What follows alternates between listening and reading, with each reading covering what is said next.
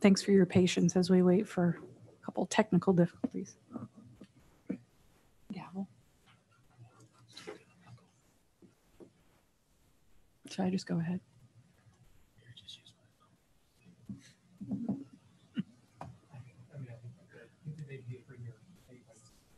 Okay. I call this public hearing to order for the Election Assistance Commission on the Voluntary Voting System Guidelines. Thank you for being here, and for those of you offering comments, for your comments to the Commission regarding our consideration of the Voluntary Voting Systems Guidelines 2.0. Happy to say we have 4 commissioners here, which is wonderful. The Voluntary Voting Systems Guidelines Principles and Guidelines document 2.0 is out for public comment right now and will be open until May 29th. So we urge those of you who have comments to please make comments. We will take each of those comments into consideration. With the increased scrutiny of our elections and our voting systems, your input to this process is more important than ever. While the Voluntary Voting Systems Guidelines are just that, voluntary, we know that the majority of the states rely on our guidelines or our testing and certification process to assure that America is voting on systems that are reliable, secure, and accessible. It is important that we have a federal standard as a foundation for the operation of our voting systems. And it's important that we hear from the public as well as various stakeholders in the election community as to what those standards look like. We need to do our best to get this right, and we will strive to do so with your help. Again, thank you for attending and participating, and I look forward to hearing your statements today and those who are commenting online. I will now ask the other commissioners if they have a statement to make. Vice Chair Hovland. Thank you. It's great to be here in Salt Lake City. 2 weeks ago in Memphis, Tennessee, we held the first in this series of public hearings on the proposed set of voluntary voting system guidelines that are commonly referred to as VVSG 2.0. At that hearing, we discussed the extensive work that has gone into getting us to this point. I'd like to again thank everyone who has worked on the VVSG 2.0 for the past several years. That work has brought us here to a point that we can discuss the next generation of voluntary voting system guidelines. As we heard in Memphis, VVSG 2.0 is a significant step forward to modernize voting technology and move toward a system that aligns with industry standards. We also discussed that the voluntary nature of the VVSG means that its value is only fully realized if these guidelines and the EAC's testing and certification program is utilized across the country. And so I look forward to today's testimony and to hearing from these witnesses on how we should move forward with VVSG 2.0. I'd like to thank the witnesses for being here, and I look forward to their testimony. Commissioner Palmer. Thank Do you have a statement? I'd just like to thank everyone for being here today. Thank you for your voices during the EAC confirmation process. I look forward to working with the fellow commissioners on finalizing the VVSG 2.0 as well as the requirements and test assertions so we can bring the next generation of technology to voters and the public. Thank you. Commissioner Hicks? Yeah, thank you, Chairwoman McCormick. I think I want to just thank everyone for showing up to give their feedback on these important standards. It would note that we voted unanimously to put them out and voted unanimously for them to go out for public comment. The public still has a chance to do that, almost a month left to do that. And I look forward to hearing from what the folks have to say, because I believe that these standards allow for modernization of voting equipment, but also allows for interoperability and allows for security and allows for folks who have disabilities to still vote independently and privately in a high level. So I look forward to hearing from our 3 panels today. And we will take those comments into consideration as we look down the road. Thank you, Commissioner Hicks. With that, I will call panel 1 to order. Today we have Brian Newby, Executive Director of the EAC, Ryan Macias, Acting Director of Testing and Certification at the EAC, And we have Sharon Laskowski, who is the lead on human factors, the human factors working group at Nist. And she will be in place of Mary Brady, the manager at the Nist voting program.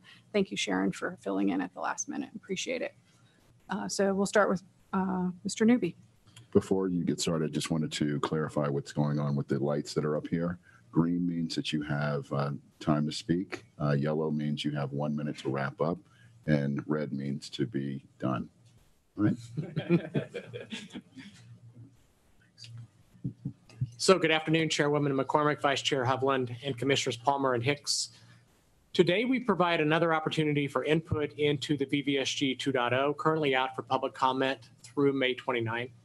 While the hearing conducted on April 10th focused on the background leading to the point where the Commission voted to publish the VVSG 2.0 in the Federal Register to request public comment, today's hearing will provide an opportunity for you to hear various points of views from those who have much at stake in the outcome of voter certification. In some cases, that input will come from those who interact and serve voters directly, such as Neil Kelly from Orange County, California, and Ricky Hatch from Weber County in our beautiful host state of Utah.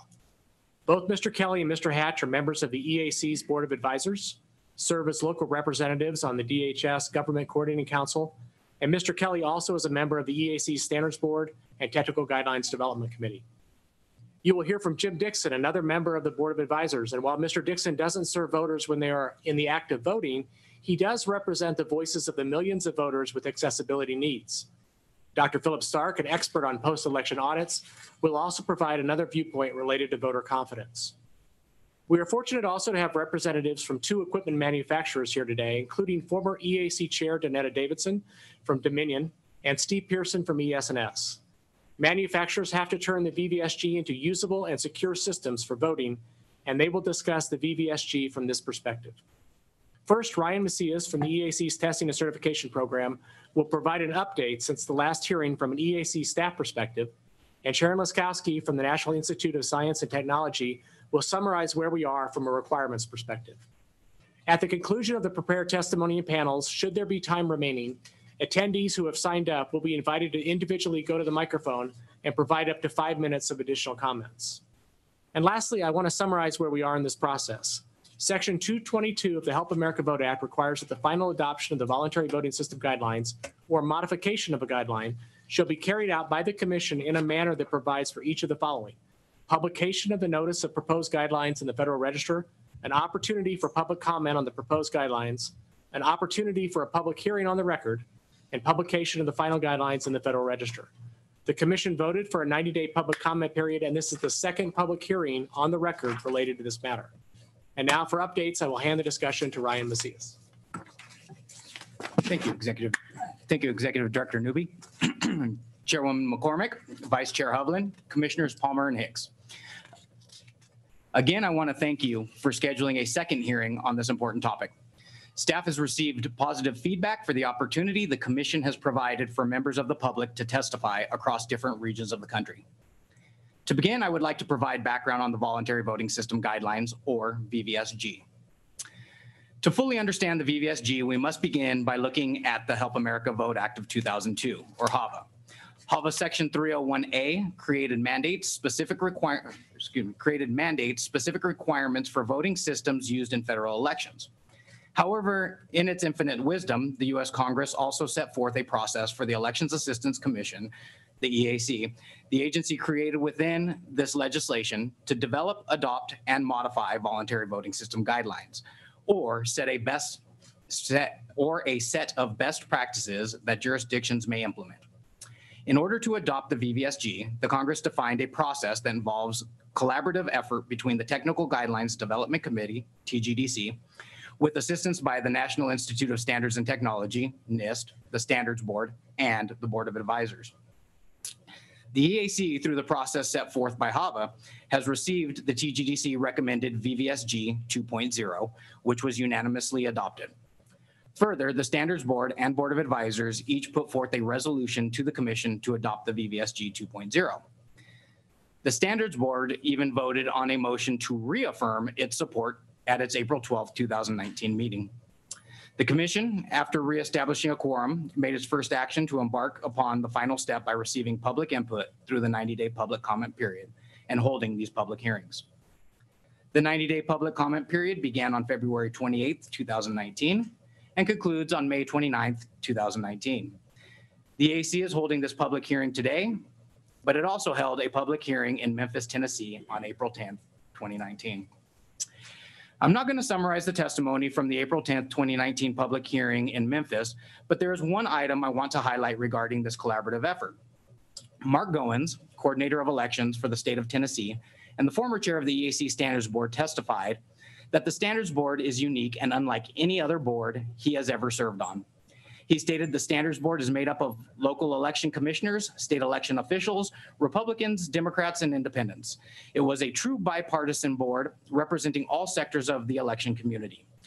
Yet the board was able to unanimously vote on a resolution for the commission to adopt VVSG 2.0. And then he emphasized that, quote, no one dissented, no yelling, no partisan bickering. It was not state versus locals. It literally was collaborative effort, end quote. This was no small feat, and it truly speaks to the cooperation that has taken place over the past 3 years to develop the VVSG 2.0.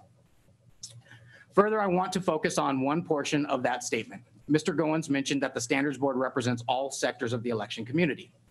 Although this is accurate as it pertains to the community that conducts elections, the Standards Board is not representative of the entire elections community, including voters and the manufacturers that develop the voting equipment for which these guidelines pertain.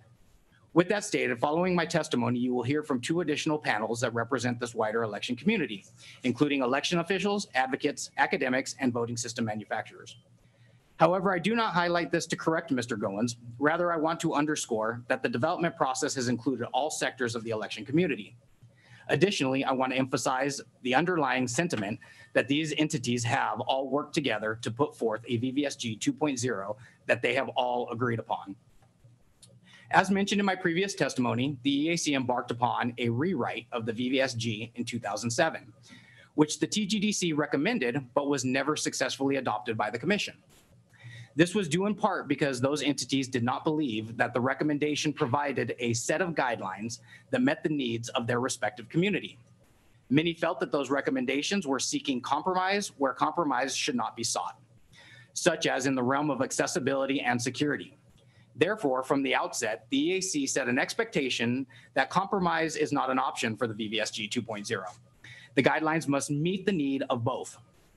Therefore, in September 2017, during the development of the VVSG 2.0, the TGDC unanimously adopted a resolution entitled Ensuring Accessibility and Security, which states, if a voting system utilizes a paper record to satisfy auditability principles and associated guidelines, the voting system must also provide mechanisms that enable voters with disabilities to mark their ballot and to verify and cast their printed vote selections privately and independently. Further, in 2018, the Board of Advisors adopted Resolution 2018-02, which mirrored that language, but also included the following sentence. This language shall not preclude the use of hand-marked paper ballots as a component of a voting system. If we had not set the expectation, I'm certain we would not have the success we have had, nor would all 3 EAC advisory boards provided the support they have for the VVSG 2.0. Yet, although representative of the wider election community, the advisory boards are only a piece of the process the Congress set forth in HAVA prior to adopting voluntary voting system guidelines. It also required the EAC accept public input. Therefore, I will summarize the comments we have received from the public. As mentioned at the April 10th, 2019 VVSG 2.0 public hearing in Memphis, Tennessee, at that point, 19 entities commented, but 10 commenters were requesting information and did not provide input on either the content or structure.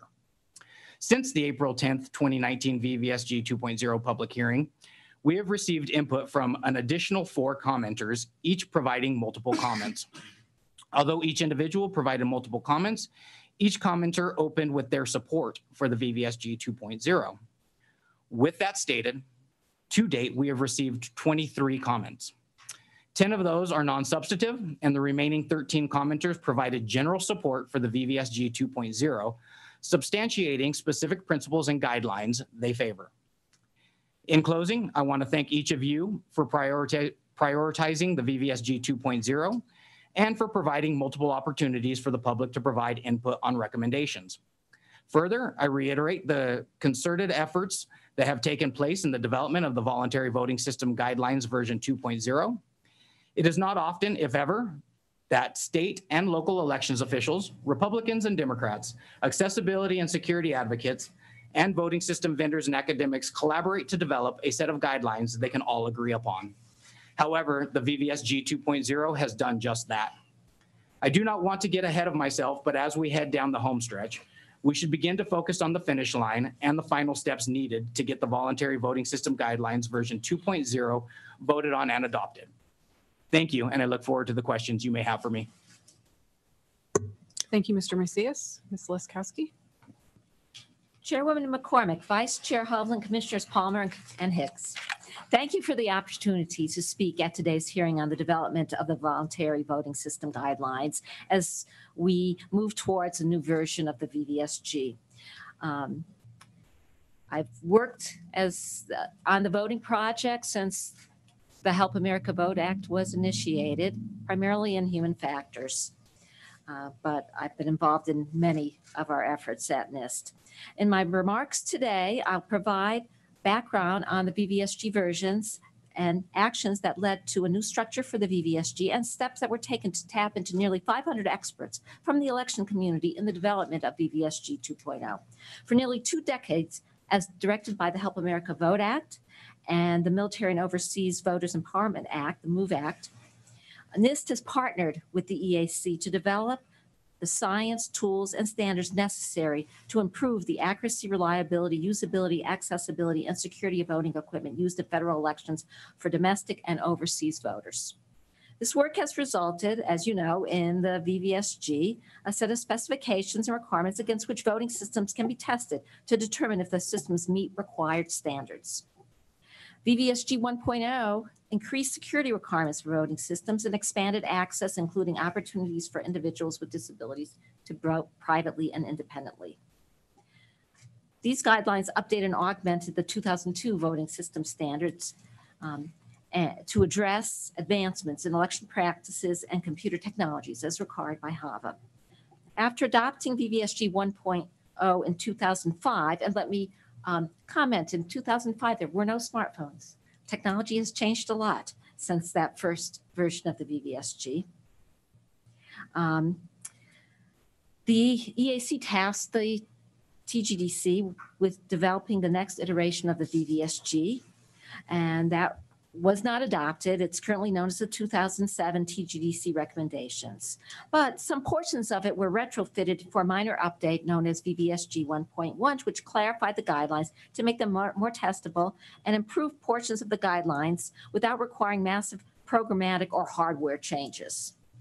And VVSG 1.1 received unanimous approval from the newly formed quorum of EAC commissioners in early 2015. In the early part of this decade, many efforts were undertaken that NIST participated in, all aimed at advancing discussions and core requirements for the next iteration of the VVSG. NIST participated in a number of these activities, working with the NASED VVSG group as they explored the simplification of the VVSG, akin to efforts in the gaming industry, with the EAC Futures Group to identify high-level goals, with the Federal Voting Assistance Program to identify critical technology for military voters, and leading the IEEE P1622 effort on developing common data formats for use in elections to support interoperability. At the same time, recent and emerging research in voting systems were reported in 2 future voting system conferences sponsored by NIST and the EAC. And NIST focused on advances in core technology critical to voting systems, including universal design, mobile devices, assistive technology that provided much greater accessibility to voters with disabilities, better quality assurance and configuration management methods, the effect of new programming languages, more fault-tolerant, increased capacity in hardware components, new approaches to data exchange, software assurance, and advancements in security that have emerged in the last decade. Key amongst these discussions was the recognition that there's a large variety of stakeholders in elections. Election officials, election integrity advocates, usability, accessibility advocates, manufacturers and developers, voting system test labs, academics, government agencies. And it was important that we find a way to engage all stakeholders in constructive discussions to move forward, so they all have ownership in the new VVSG. We also had recognition that many technologies form the basis of the VVSGs, including usability, accessibility, security, hardware and software architectures, programming paradigms, system configuration, and maintenance. Advances, each of these areas are separate and deep domains. Advances in these domains can substantially improve voting systems and provide election officials with methods to improve performance and decrease overall costs. And the community needed an approach that allowed for additional flexibility and innovation, particularly as election systems adapt to changes in technology. So this led to early discussions with Nist that to a four-part approach: the principles, high-level design goals, the guidelines, broad system design details for election officials. So that's the current VVSG 2.0. That we've been talking about.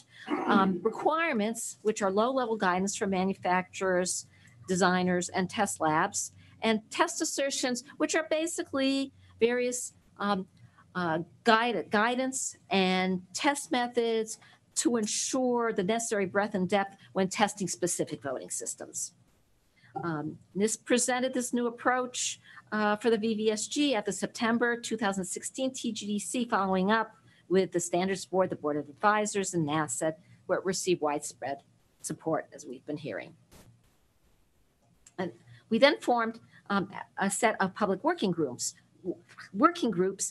to tap into as many experts as possible on the front end of the process, effectively allowing all stakeholders a seat at the table. This was in stark contrast to previous VVSG development efforts, where such feedback was only obtained after the VVSG draft went out for public. So, for example, 1.0 was developed in 9 months after per HAVA deadlines. So initially, there were 3 election-focused working groups, which developed election process models that serve as the basis for use cases and the development of the EAC 17 core functions that define the scope of the VVSG 2.0. The work of the constituency groups followed, where gap analyses were conducted between prior versions of the VVSG, namely 1.0, 1.1, and the 2007 version, and the research and best practices that are pertinent to voting. Finally, the VVSG 2.0 principles and guidelines were developed and drafted based on this research and discussed in detail on bi-weekly conference calls of the usability and accessibility, the cybersecurity, and the interoperability working groups. And then Nist, in keeping with its roles defined by HAVA, brought forth the principles and guidelines for discussion with the TGDC, which voted unanimously to forward the principles and guidelines to the EAC at their September 2017 meeting. So in addition to the expert review by nearly 500 unique members of these working groups, over 1,000 across working groups, and the TGC, the draft was presented by Nist at the Standards Board and Board of Advisors meetings for consideration and feedback. The high-level approach to describing the VVSG has provided the basis for discussions amongst all stakeholders. It's enabled crucial discussions, such as the need for robust auditing capabilities for voting system security and the need to provide accessibility for all voters. Further, the considerable input and review on the front end of the VVSG development provides a mechanism for all stakeholders to participate in critical conversations and promotes greater transparency and understanding of these decisions, which we expect will continue as this draft's requirements that support the principles and guidelines. As you know, the VVSG 2.0 is currently out for a 90-day public comment period ending Monday, May 29th, 2019, and we look forward to seeing the public comments and working towards a resolution. In closing, I want to thank you for making the VVSG 2.0 priority, and I look forward to any questions you may have for me. Thank you, Ms. Laskowski. I have a couple of questions, and then I'll go to my fellow commissioners. So Mr. Macias, are the principles and guidelines that are out for comment now, in your opinion, specific enough? Are there enough details in these guidelines for voting system design and testing? So for voting system design and testing, no, but that is not the intent of the Voluntary Voting System Guidelines. They're a set of best practices for voting systems. In Section 202 of HAVA, the duties that are provided to the EAC, there's 6 distinctly different duties. And the first is to create a voluntary voting system guidelines, which is just that, best practices for voting systems that would be voluntary for state and local jurisdictions to adopt. The second would be to provide for the testing, certification, decertification, and recertification of voting systems. And so the requirements and test assertions are the specificity to be able to test and certify voting systems. Thank you. Ms. Laskowski, you characterized the requirements as low-level guidance to the manufacturers, but aren't the requirements the actual guidelines that must be met and tested to in order to receive EAC certification? The requirements, yes, are detailed and would be then specifically looked at in the context of a system under test. And those are what would determine certification. However, I think the beauty of having high-level principles and guidelines above those is that it gives you some flexibility so that if you have something that's innovative and that maybe doesn't quite fit the requirements moving forward, it gives you a little flexibility, because if you meet the principles and guidelines, you then, which everyone agrees on, you have some flexibility in interpretation. So the commissioners wouldn't have a say in that. Is that what you're saying? I'm not saying that either Okay. way. Okay, thank you. Vice Chair Hovland, do you have questions? Dr. Laskowski, you mentioned that VVSG 1.0 was adopted fairly quickly as instructed by HAVA, and what we've been talking about is a significant structural change. Can you comment if this new structure is more reflective of industry standards and other technical fields that have been successful? Okay, at the high level, for any design project, it's important to set out what your goals are. So versus when we had 9 months to do 1.0, there was no time to do that. So at the high level, it provides a framework in which to work with that you would do for any kind of technology development project. At more detailed level, we can, could you repeat your question? I lost my thought bubble. I just was wondering if the new structure mirrors or is reflective of other industry that has succeeded in. Yes, so what we've been able to do is, one, refer to other industry standards. So for example, the current accessibility standards under Section 508, we refer to them. And so we look to other industry current standards and best practice in how to test for usability and accessibility, how to, which programming languages and how to structure those programming languages. And that also allows us to take advantage of these other existing standards. And would you say that some of these changes or some of the structural change from 1.0 to 2.0 relates to, I mean, as you mentioned, when 1.0 was adopted, smartphones didn't exist. And so has the change in technology in the last 15 years moved us to a place where it's more common to have this type of structure?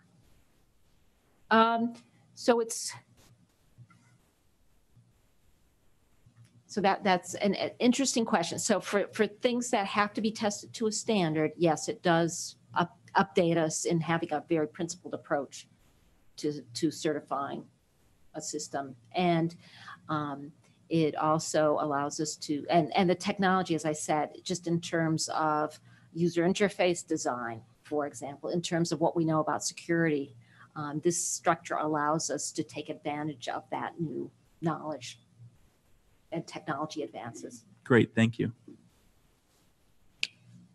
Any more questions? Vice Chair Hovland? No. Commissioner Palmer? Thanks. Sharon, since you're in front of us and you did so much work on human factors, I'm going to play Washington Post reporter, White House, okay? I'm going to ask you about a couple. This doesn't usually let me talk to those people directly. I'm going to ask you a couple questions on the principles that are under review right now for public comment. Yes. Could you talk a little bit, and I've reviewed them. I'm trying to understand some of the language that's being used, your comfort level, how they came about, particularly because of your work in this. Principle 10 is ballot secrecy. Principle 8, robust, safe, usable, and accessible voting systems. Principle 6 is privacy. Principle 4 is interoperability. And you mentioned interoperability, so I added that to the question. Could you talk a little bit about, if you're able to, each of those?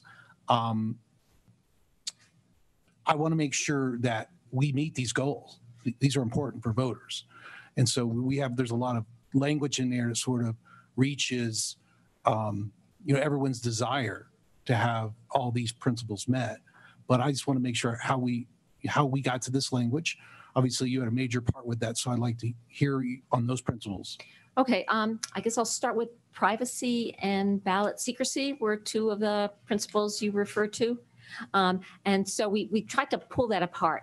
So from a human factors perspective, we're interested in the voter privacy at the polling place when the voter is interacting, right? Because human factors is the voter or the poll worker interacting with a voting system. And so we made a distinction between that and ballot secrecy, which once the ballot is then being handled and the voter is not interacting any longer, you've got to preserve the secrecy.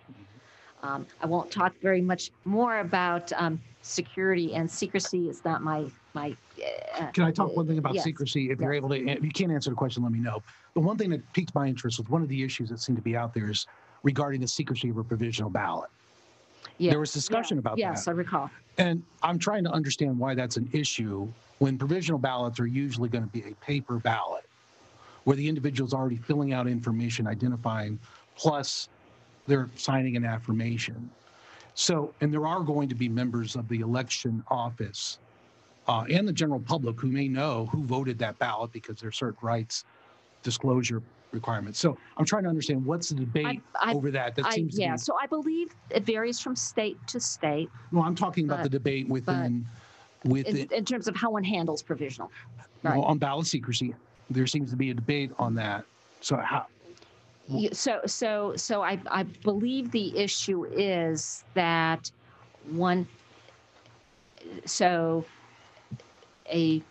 the voter, the ownership of that ballot, right, the voter could be exposed, right? So it does rely on good election process, manual process in handling that. So it is necessary. I can't speak to, I haven't studied it enough to know exactly how I think necessary or not it is. I think this may resolve the issue because I think that there may be an expectation of privacy with provisional ballots, but the reality is that can be, that's waived sometimes by the voter when they actually vote it, the provisional ballot, but also by the courts basically said that there are certain limitations. There's going to be, that information may be available to the political parties, for observers, to the electoral board. So it's not an absolute secrecy. And so I'm just trying to. As a technologist, we should try our best to make sure we preserve the secrecy. Obviously, but yes. Right. So I just don't want it to be an issue. There was some issue. This is an outstanding issue when we come to requirements and test assertions. I'm not sure it should be an issue at all because we're not going to be testing. There may be an issue of secrecy and privacy of a provisional ballot, but the reality of it is that this is outside a lot of election administrators' hands. So it should not be an issue for requirements or testing because it's almost not relevant to the situation. Yes, you're absolutely right. It's outside the use of that voting system, right, as provision. So I don't know why. So yes. So it appears that it may be out of our scope, but. Right. And so I just don't want the EAC to That's get, under discussion, but right. yes. But as a requirement or test assertion, it's not, I don't think we should get bogged down with that issue. It's one, I mean, I saw there were some outstanding. Because it's administrative. It's not only to some administrative, but extent, it's to some outside our extent. control. It's outside our control. There's never going to be absolute secrecy or privacy of a provisional ballot. So let's see. Another part of your question was interoperability. Yes. And so when you have, when you're exchanging data, and Nist writes lots of standards for all sorts of domains, you'd like Yeah. to do not easy data exchange, right? So do various components of whatever it is, internet protocols, whatever, Right. pick something. You want to be able to have standard formats because that helps interoperability. So similarly for voting systems, if you have a canonical form for your data, it's easier to exchange it between components and it reduces errors. And we're moving in that direction already. Is it? We do have John Wack has put Well, a I meant lot of hard the- work into common data format to support that. So 4.2, it talks about standard publicly available formats for other types of data are used where available. That where available is providing some flexibility because it's not always available. It's not always available, right? Okay. And commercial off-the-shelf devices can be used if they meet applicable VVSG requirements. What does that mean, applicable requirements? Those are requirements that will be designed. So, so the applicable requirements are the VVSG requirements. Well, it says, So, okay. yeah. And you had one other, The last one, the last topic, which was voter, the perceivable. robust, Robust. safe, usable, and accessible. What is safe? What do you mean by safe? What am I missing here? Oh, okay. Do we have So- dangerous so equipment out there? Well, there are some requirements, as a matter of fact, underwriters laboratory electrical requirements that do Oh, okay. apply. Okay, So all right. so at the very core, yes, you don't want systems to tip over and hurt a voter, for example. So there are Okay. basic safety. Okay, all right. So then that's a human factor. Now I noticed that most of these systems have to be evaluated for usability by election workers. For those with No, but that would. So that's actually poorly worded. It's not. It's assessed for usability for election. Election workers are not assessing it for usability. It's usable for them as well as the voters. So, do you have a So- recommendation on language for 8.4 that's a little bit clearer? Right now, it's safe. Yes, we do. Okay. And I don't have it in front of me, but yeah, and You might want to comment on that yeah, we have some. because I know we do We're some. working on a set of comments. It's a minor I mean, right now we change in I language. know the yes. vendors and the labs do some evaluation of this for voters with disabilities and for election workers. Yes, to and make their sure- whole design process should be what's called user-centered, so that as they make design decisions, they get input from voters, or if it's something that election workers are, say, a setup of the system, that they're also bringing some election workers to make sure it's usable by them as well, because obviously we don't want to have problems at the polling place. It should be Right. as easy as possible. So 8.3 talks about the voting system is measured with a wide range of representative voters, and we talked about some of those. Yes. Who measures that? That's going to be in the requirements, and that's going Okay, to be the so laboratories? there's one in Principle 2, Guideline 2, there's 8.2. Yep. no, there's 2.2 as well. Okay. Is that that's the user-centered design process. So in the development process, in the design and development process, the Right. manufacturers would indeed be employing a user-centered design process. And this is common practice in designing systems that have people operating them for 20, 25 years. So there's textbooks on what this process is, and they should report on it. So there would need to be a requirement established and it probably already is, that Yes. a voting system manufacturer would need to bring in, when they bring in a voting system for acceptance and testing, that they have to assert that they have done this. They have a Yes. report, and we actually have some draft templates for them to use and guidance on how to do that. So we want to make sure this gets done. Yes, and there's Absolutely. also, and this was in 1.0, so that's a design process, but also at the end, they should do a final testing of users. For folks that have seen prior wording, it was called the summative usability test report, the common industry format for usability test reports, which Nist, my group, developed years ago. So I've taken a lot of time. So it's hard to be focusing on you. So we have a lot of guidance in that arena. My last question, and for the panel, I may come back after my fellow commissioners get a chance. Sorry. There was this resolution, and there's been talk forever that we must meet the accessibility and security. We must meet both. And sometimes that gets us bogged down, sometimes it doesn't.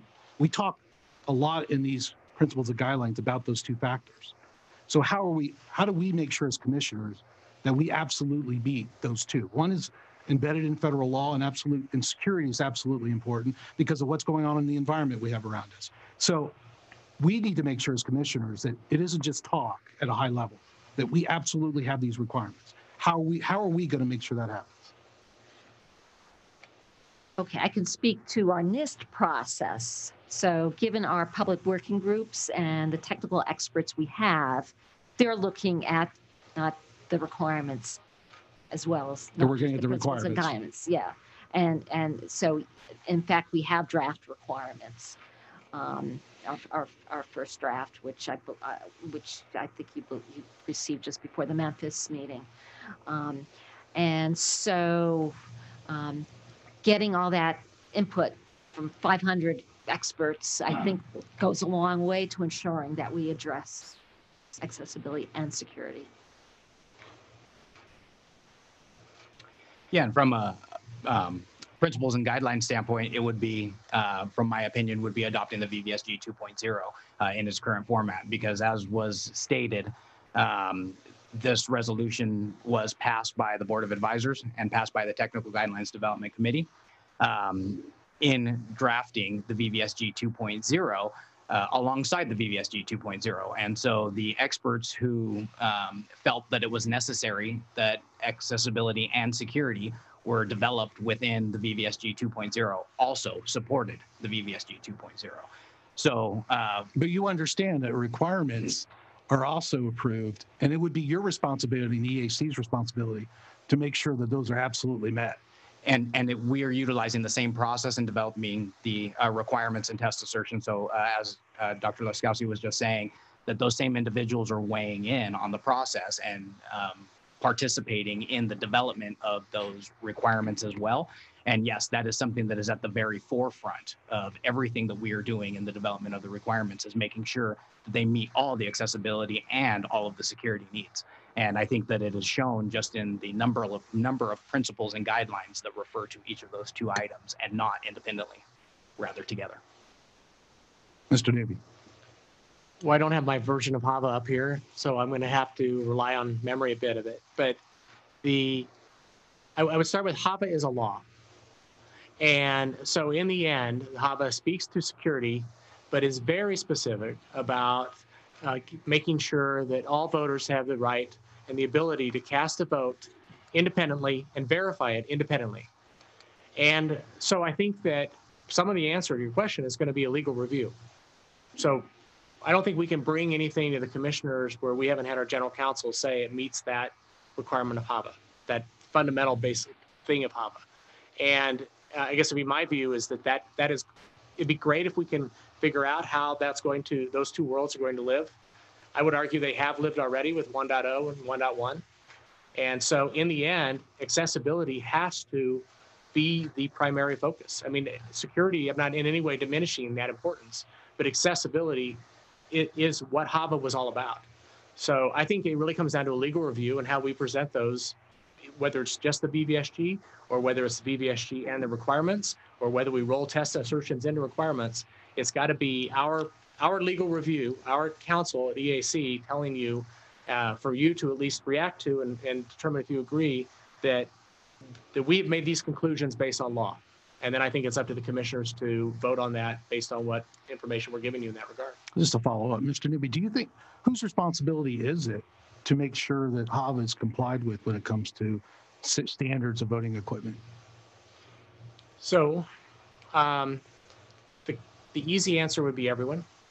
I think that would be the easiest one. But I think in the end, and this is my reading of HAVA, EAC there is an election assistance commission. The commission is made up of members appointed by the president. So I believe that the commission or commissioners, in the end, it's the ultimate responsibility. Do you have a role in this too? Right, because I believe that I am in the role of executive director. So not as executive director, the executive director has to provide, I guess, guidance to the commissioners on how they would vote on certain things. I don't believe that the staff can take on that role unless it is clearly allowed by HAVA. That's just my opinion. Maybe my memory of HAVA is maybe poor. Do you have to make a recommendation to us? We have to recommend to you the the executive director recommends to the commissioners the VVSG. Okay. All right. I'm sorry, filibuster. Go ahead. Commissioner Hicks? Thank you. I just have a few quick questions. Director Newby, this is our second hearing on these issues. In your reading of HAVA, how many hearings does the commission have to have? So based on what I read earlier with HAVA, I believe that one would be sufficient. So we've already doubled that. Yes. In moving forward with this. So, which I think is a great thing. And I think that continually to talk about it and give people the opportunity to voice their comments and opinions in this, I think is good and will help shape the discussion and the principles and guidelines along with the requirements as we move forward. Dr. Lukowski, one of the questions that I have goes on to these 500 experts in terms of their input. Is there any other industry, and I'll give the background on what I'm getting at with this. Unfortunately, the Boeing Corporation had a poor design in one of their aircrafts, which cost the lives of over 600 people. They've made modifications to that quickly, and that's now out for public comment, and that goes until April 30th, allowing for any individual to basically give that public comment on the back end. We allowed for folks to participate in this on the front end of drafting these principles and guidelines. And I think some of that went really well, but I worry that as we move forward with whatever iteration we go down, whether or not I'm here or not, or my fellow commissioners are here or not, or in terms of improving the process, because it's my understanding that there are some folks who gave a lot of input into this who are very qualified to do so. But then there were some folks who were just in the realm of, no worse than an internet troll in terms of shutting down discussion, going towards intimidation of people, which I don't think is helpful or advances the process. So my comment or question is, how can we move forward in a next iteration? I know that we are a little ways off in getting this one through, of ensuring that discussion remains high, but we allow for folks who are actually qualified to do this to be a part of it. Well, I think one thing that helped was at some point NIST stepped back and made clearer the focus and scope of the public working groups. Mm-hmm. And I think a little of that got lost for people that are not familiar with a standards development process, which is what this is. Mm-hmm. So I think that's one way to ensure that you're getting good technical advice. Okay. Acting Director Macias, you stated that since Memphis, we've gotten 4 additional comments moving towards the May 29th deadline. I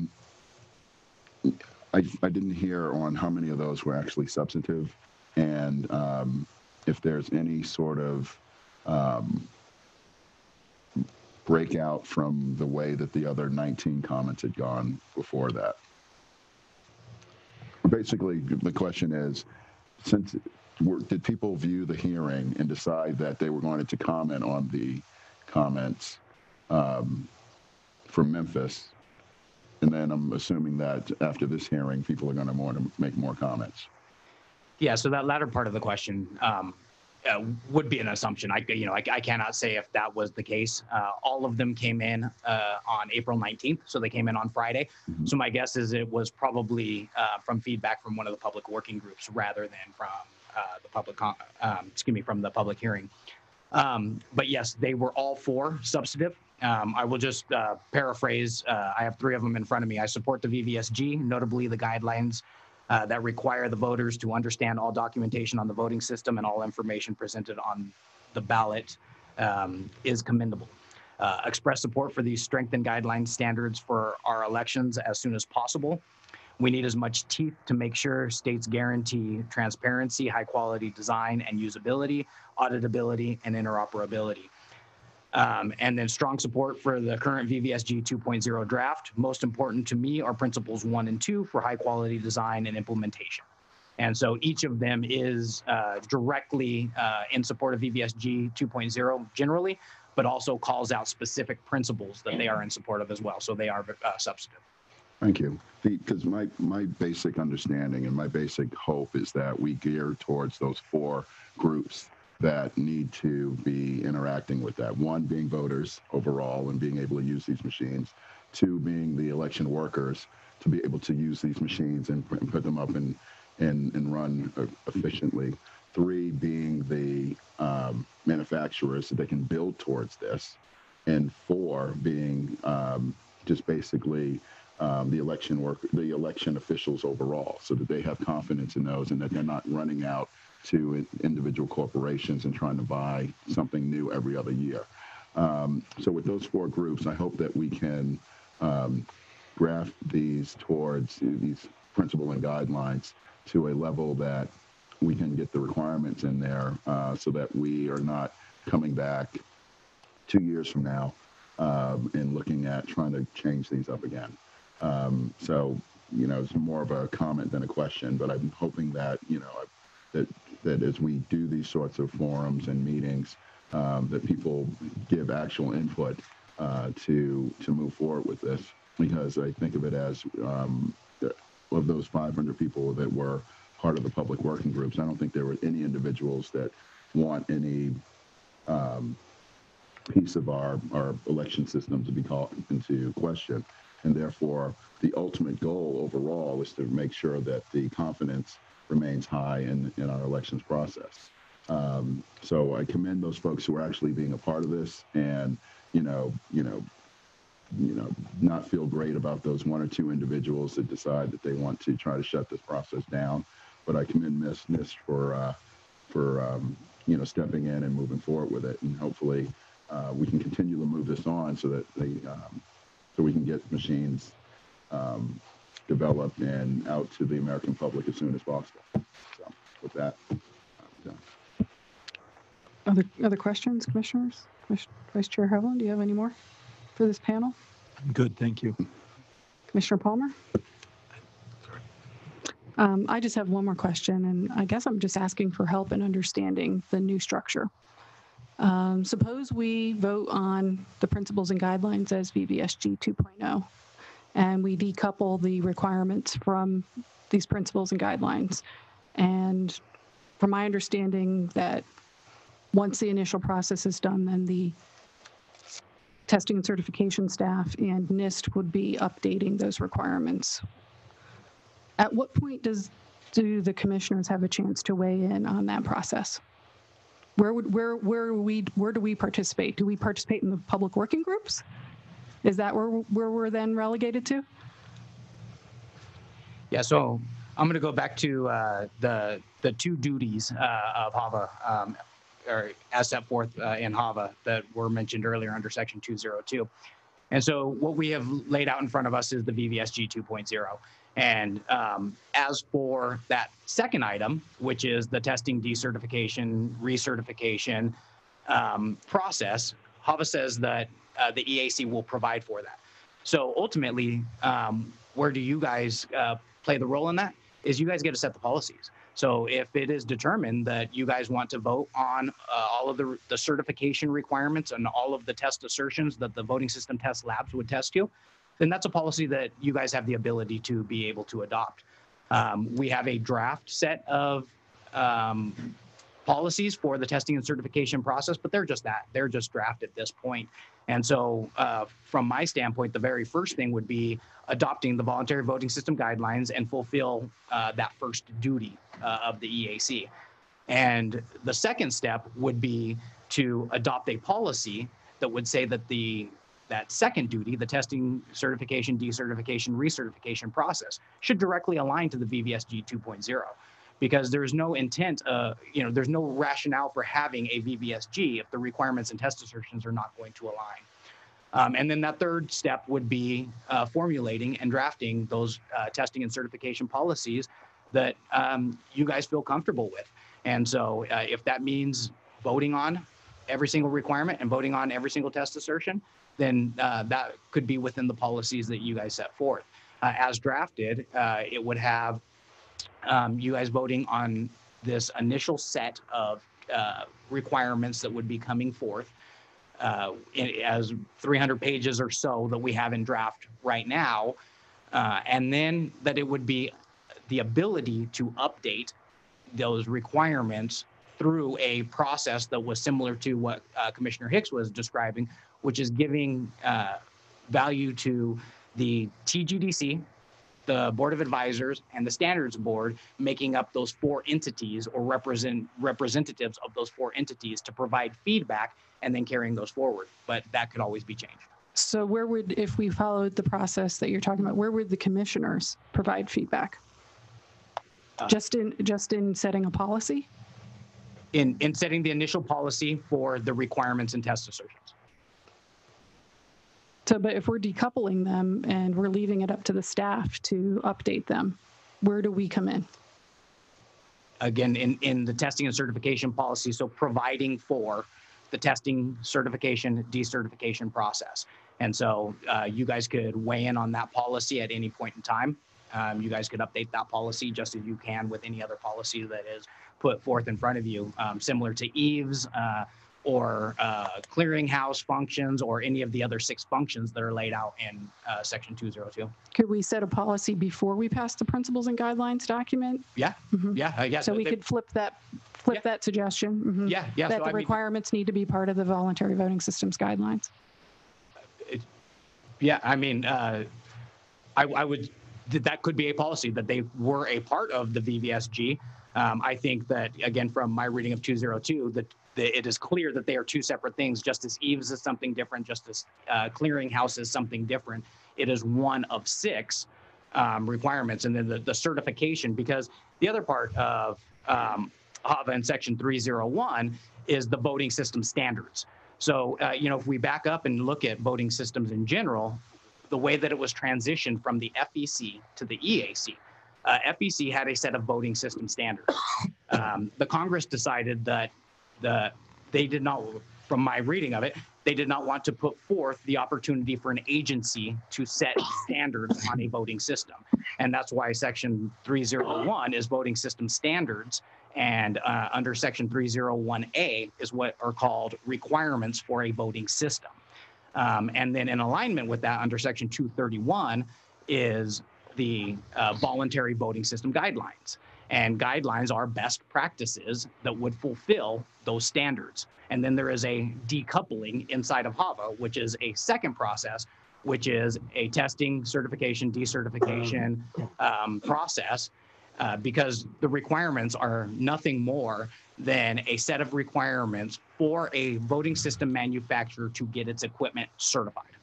Do you have a legal background, Mr. Macias? I do not. Okay, thank you. I have a follow-up question on that. Since we have arrived at a point talking about sort of the requirements and the structure, I guess under the existing structure, when there are requests for interpretation or RFIs, would you say that's analogous to a clarification on what would be a requirement in the future? Yeah, so currently there's a policy. So there's a policy that staff, testing and certification staff would make interpretations on the current VVSG. And this was because we could not update the VVSG without a quorum, and then that has carried forward. And so, yes, it is the rewriting or the interpreting of a requirement, but in certain terms, it actually overwrites. There has been interpretations that then overwrite an interpretation, which then change an interpretation. So it would be analogous in updating and changing requirements.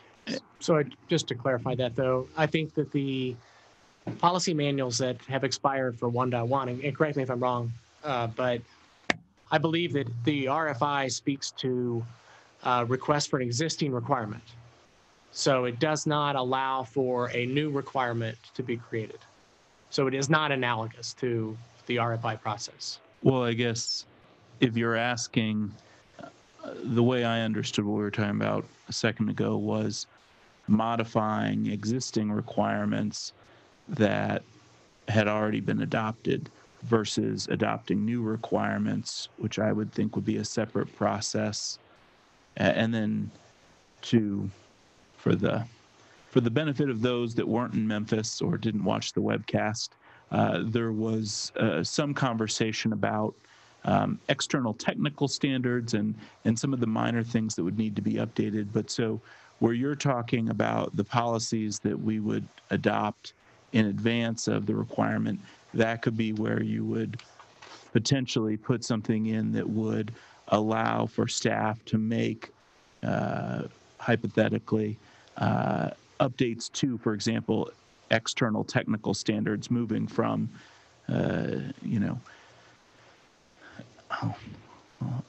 hold off from using an example, but just envision some type of outside technical standard that moves from 8.1 to 8.2, for example, but then allowing for possibly a appeal process or some situation where if there was controversy around it, we could potentially then weigh in.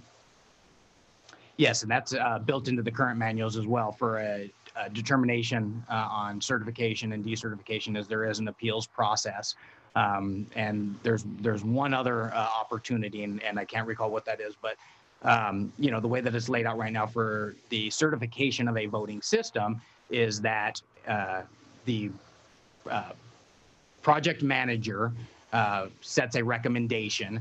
The program director will sign off on test plans, test reports, and then the executive director signs off on the certification or decertification, so that if there was a reason for a manufacturer to bring back forth or to appeal the process, then they could bring that forth to the commissioners, so it wasn't the commissioners overriding their original decision.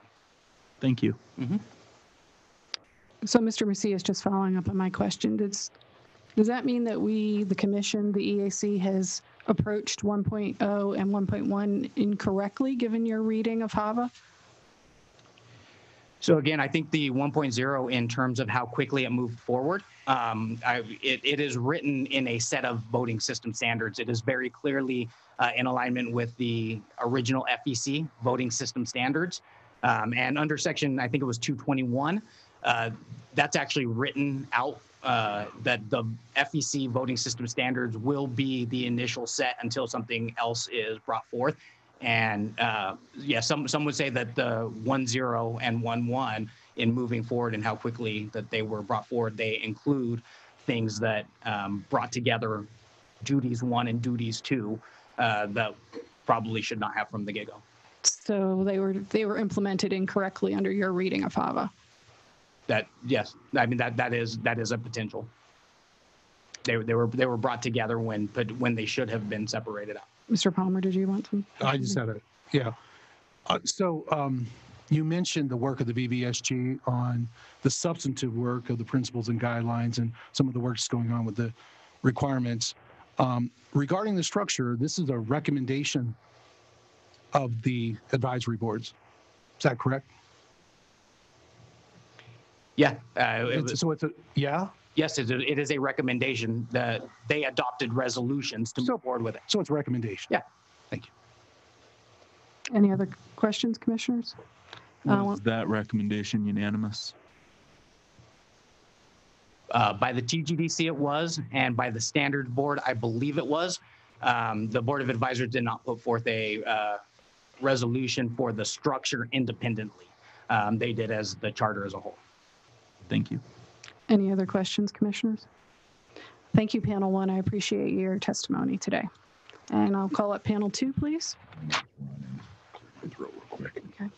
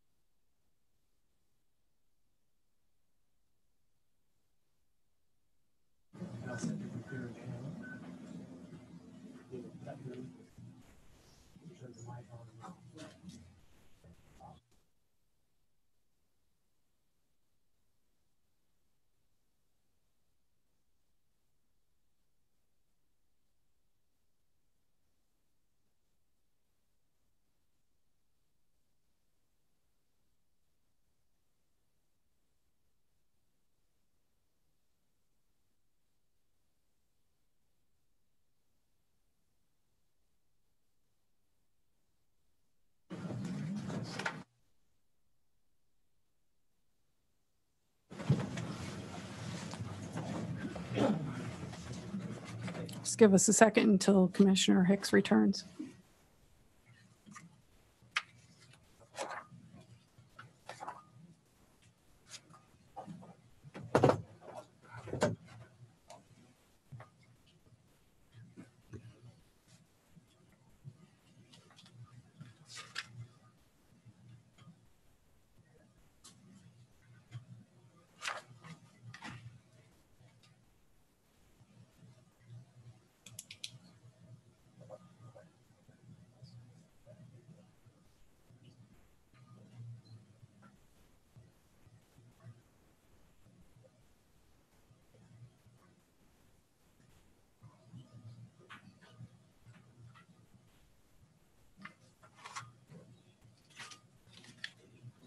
Yeah, waiting for Commissioner Hicks. I just feel that this is we're supposed to be focusing on getting these. Try not to have too much more. So I'm going to introduce panel two. We have to my left and to the audience's right, Philip Stark, who's a member of the Board of Advisors. And then we have Ricky Hatch, auditor from Weber County, Utah. Next to him, Neil Kelly, chair of the VVSG subcommittee on the Board of Advisors. And Jim Dixon, member of our Board of Advisors. So thank you all for coming and providing testimony. We'll start with you, Mr. Stark. Hit your mic. Thank you very much. Thank you for having me. I'm limiting my comments to the principles, not the guidelines. Overall, I think the principles are terrific and I strongly endorse them. I also support the idea of separating the principles from the detailed technical requirements. However, the devil is in the details, and in this case, the detailed requirements that are going to flow from the principles and guidelines. As far as I know, there's yet no process to ensure that the detailed requirements embody the VVSG, and you were speaking to that partly, Commissioner McCormick.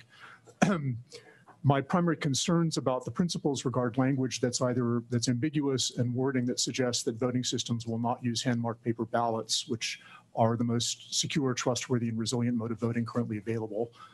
Another high-level recommendation is that the principles include a precise glossary to define important terms like ballot, cast vote record, and audit. Now I'd like to make some comments on specific principles. Principle 4 on interoperability, I think, is extremely important. It's critical for establishing a truly competitive market for voting systems and to facilitate audits of election results. Software to support efficient audits is going to need to parse exported results and exported cast vote records, for instance.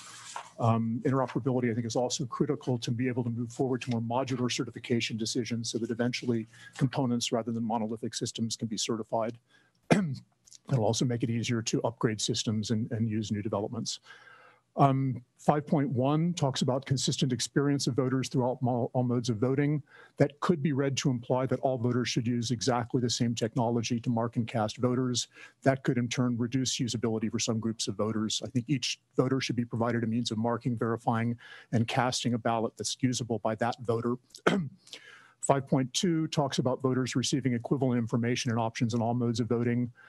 Again, a logical implication of that is that the system should provide voters with disabilities a means to independently verify that what is printed on the paper record matches their selections, and it would be good to be able to spell that out explicitly.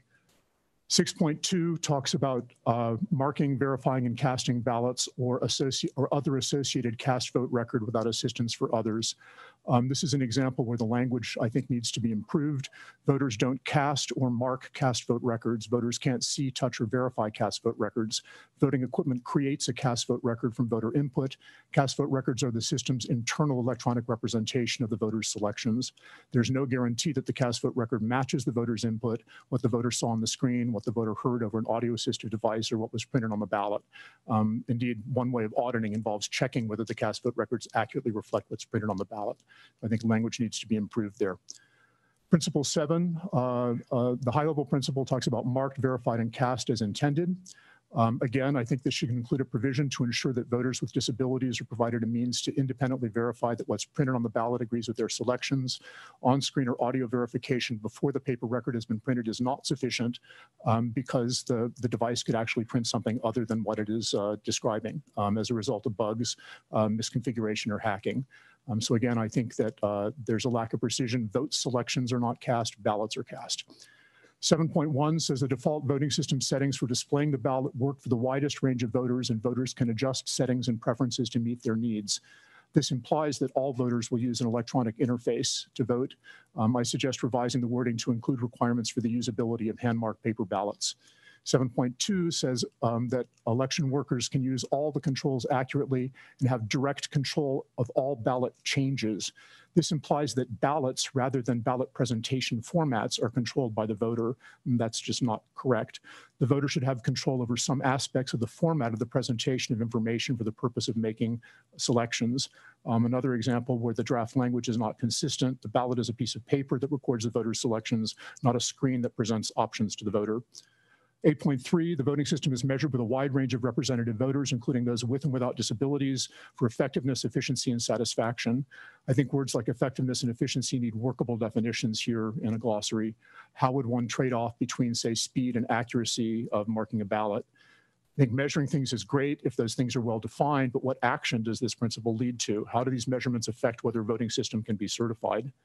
Systems need to be tested for accuracy in capturing voter intent and ease of use, both for recording votes and for verifying selections on the paper ballot for representative voters, including voters with and without disabilities. Satisfaction is an important goal, but accuracy and ease of use are essential. Just like in a doctor, bedside manner is lovely to have, but first and foremost, you want the doctor to be competent. 8.4 talks about the system being evaluated for usability by election workers. That needs to include usability not only for running the election, but also for auditing election outcomes. 9.4 talks about the system supporting efficient audits. That's rather vague. What constitutes an audit? What is to be audited? I would like to have systems support efficient audits of the integrity of the paper trail and of the accuracy of the tabulation of the reported results We need audits that can detect whether the evidence trail has been compromised and that can correct wrong reported outcomes. For instance, so-called compliance audits of the evidence trail combined with risk-limiting audits of the tabulation. Just in case you're not familiar with the term, A risk limiting audit is a procedure that ensures that if tabulation errors cause the wrong candidate or position to appear to win, there's a large chance that the procedure will correct the outcome before it's certified.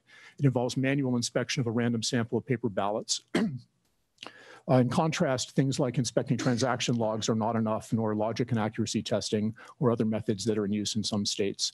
Ballot secrecy has come up already. Ballots are public records of a sort. Ballots need to be anonymous, not secret. Votes need to be anonymous, not secret, rather. The contents of at least some ballots will be seen by election officials and auditors, but there should ideally be no way to tell who cast which ballot. It's another place where I think the language could use tightening. I think that together principles 13 and 14.2 imply that voting systems shall not have wireless connections such as Bluetooth, Wi-Fi, or cellular communication ports. But is wireless interface to be considered a physical port? There's no definition of what a port is in the principles. Will the requirements reflect that? Should the requirements just simply say that you shouldn't have radios in voting systems?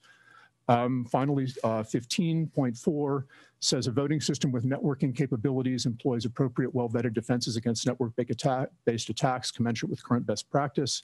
I don't think that any system for capturing or tabulating votes should ever be connected to the internet, nor to a private network that's connected to the internet, nor to any other public communications infrastructure. And it would be nice if the VVSG said so. Thank you very much. Thank you, Mr. Stark. Mr. Hatch. Chair McCormick, Vice Chair Hovland, and Commissioners Hicks and Palmer, thank you very much for your service and welcome to Utah. Thank you.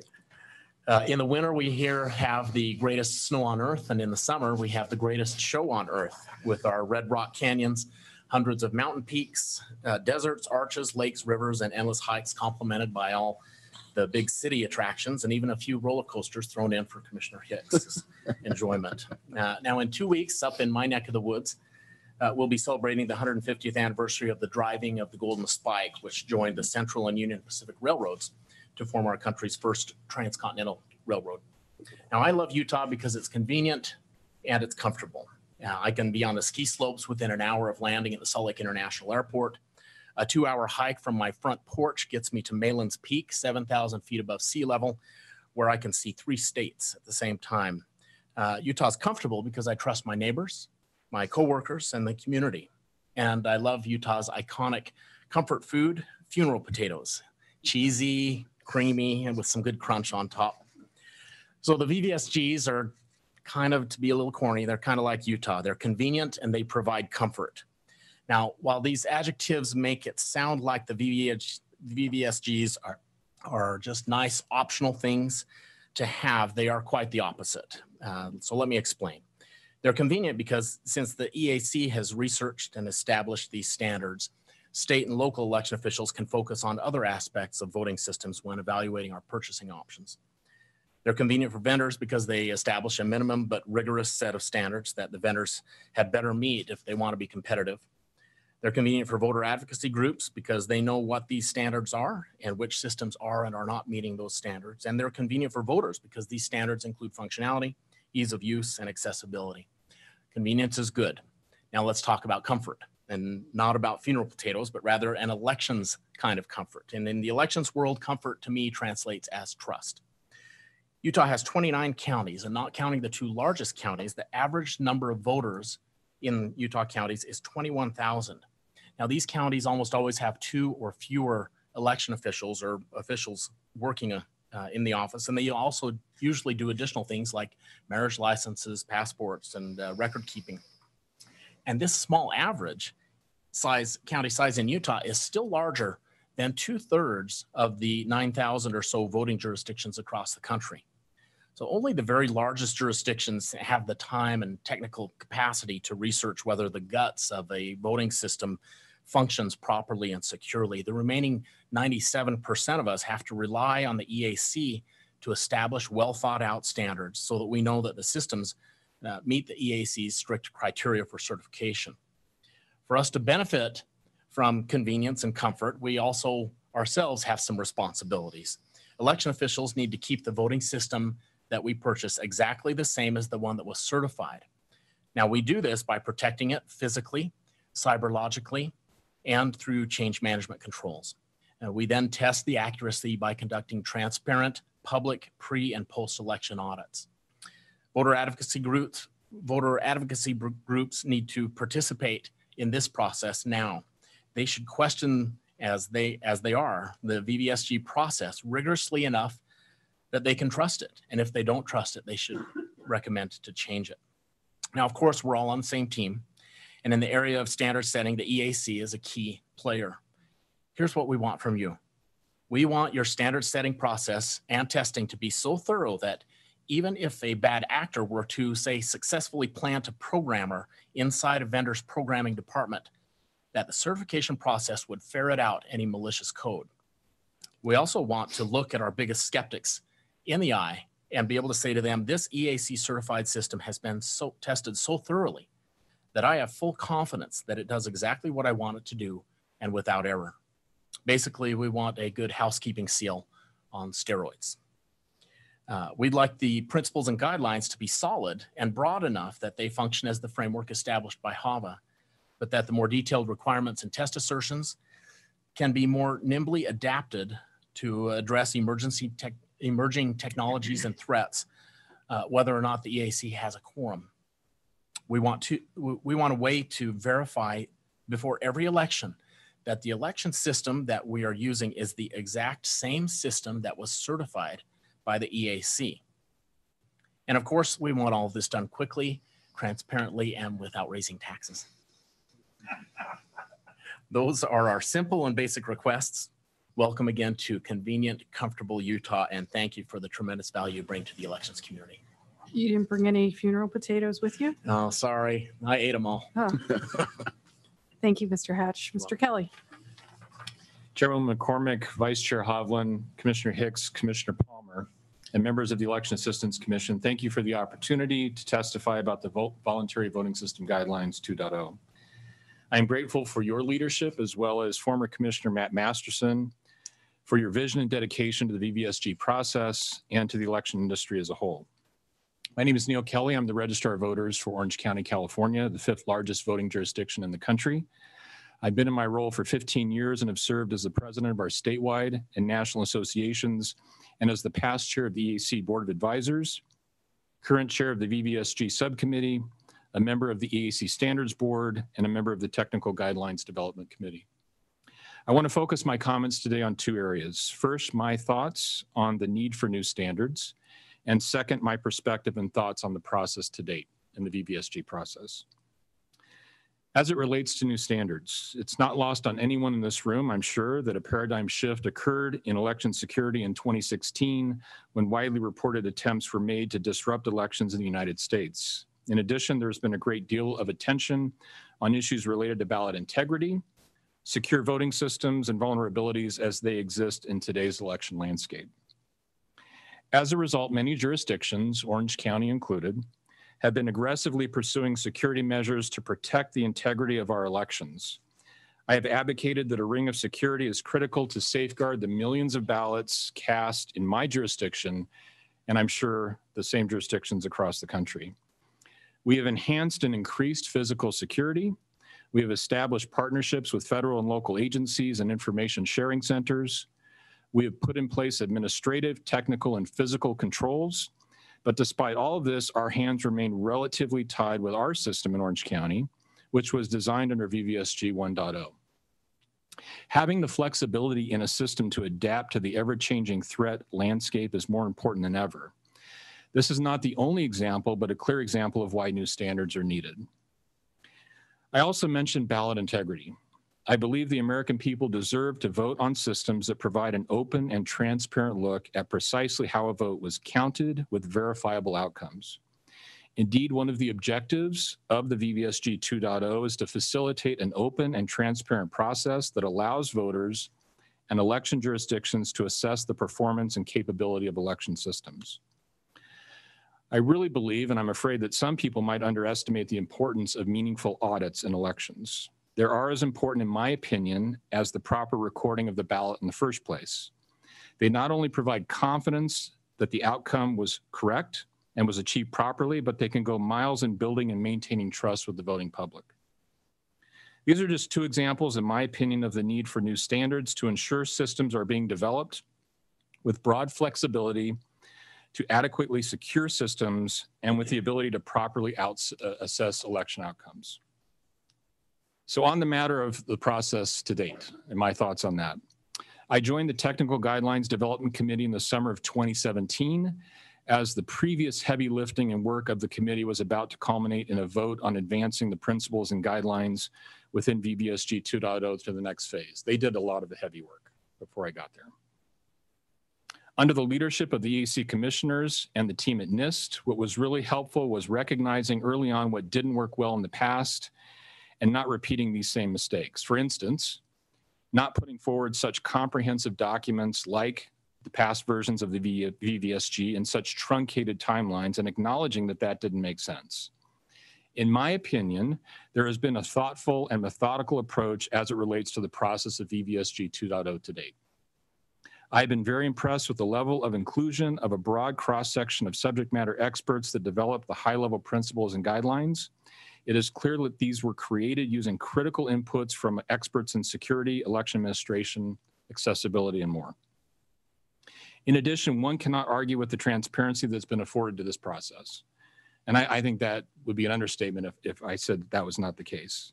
The public working groups have gone a step further and allowed election officials, the public, academics, accessibility experts, and more to have a significant voice in this process. In the early stages of the development of the VVSG 2.0 principle and guidelines, you have listened to the industry as we sought a high-level guiding document that focused on interoperability, human factors, accessibility, and security. While I applaud the process by which VVSG 2.0 has been shaped, I remain a bit concerned that the timing of the details necessary to begin development will continue to expand a bit. I recognize that the process is important and it's critical to get every aspect of the requirements and test assertions correct, but it's clear the principles and guidelines simply do not provide the necessary level of detail for developers to begin the lengthy process of including all of the requirements into a newly developed system. I have an RFP that will be closing on April 30th, and it's a bit disheartening to think that new systems designed to 2.0 probably will not hit the street until 2023. Maybe a little earlier, but probably 2023. I echo the comments of some of my colleagues in recent meetings over the natural concern about the EAC losing a quorum again in the future and what that could mean for the ongoing management of the VVSG. I feel strongly that there should be mechanisms in place to ensure that the future changes or updates to the VVSG are not stymied at the staff level due to a lack of a quorum of commissioners. So please forgive me for the following analogy. And Commissioner Hicks, you brought up the discussion of Boeing, and I appreciate that because it kind of was a good tee off for me. I'm a private pilot, and I like to use this analogy, which I think resonates with some related to VVSG. I know it's not lost on most people that commercial aircraft are subject to detailed levels of certification, like you talked about. For instance, airlines that fly to Hawaii must ensure that extended twin operations or ETOPS certification for aircraft that fly over water in which a portion of the flight is conducted more than 60 minutes from an adequate airport are implemented correctly. The high-level principle in that case is that the plane must be able to fly on one engine at altitude until it reaches a suitable airport. How this is accomplished is spelled out in the details of the requirements for how that aircraft responds to reduced thrust. Very specific engineering requirements. In this case, what is the desired outcome for that technology? The high-level principle is not specifying the manner by which that outcome would be generated. That is, in and of itself, at a high level, allows for innovation and flexibility and updated designs while leaving the high-level principles and guidelines of safety well intact. Much like my example, I feel that the VVSG principles and guidelines truly is a standalone document as required by HAVA, and that the requirements and test assertions are documents that are established by policy. Providing flexibility in the details of the actual requirements while maintaining the bedrock of the critical guiding principles stays true to the desire of embedding flexibility into the process and not stalling innovation and forward progress. I believe that there has been a recognition that the federal certification program must be more responsive to change given the pace of technology and the expanding threat environment. From start to finish, it's very clear to me, and I really believe this from all of you as commissioners, that there is a desire to build more flexibility into the VVSG structure, in particular by carving two paths forward between high-level principles and guidelines and the more detailed functional requirements. As a local election official, I appreciate this direction and hope that the requirements are able to adapt with some level of nimbleness to meet the new needs of systems in the future. It's an honor to serve in this industry, and I am proud of the amazing work of my colleagues, the public, the EAC, Nist, and the tireless work of everyone involved with this new chapter of the VVSG, and I thank you for your time. Thank you, Mr. Kelly. Mr. Dixon. You're on. First, a little bit of me feels like it's Christmas seeing the four of you up there. This is long, long, long overdue. Also, it's particularly gratifying to see that you're all on top of your game and you know your stuff. The questioning earlier was really A+.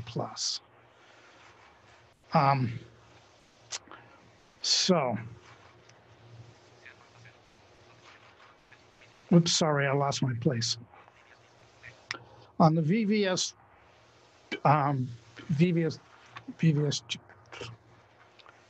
on these high-level principles and guidelines, they are fine.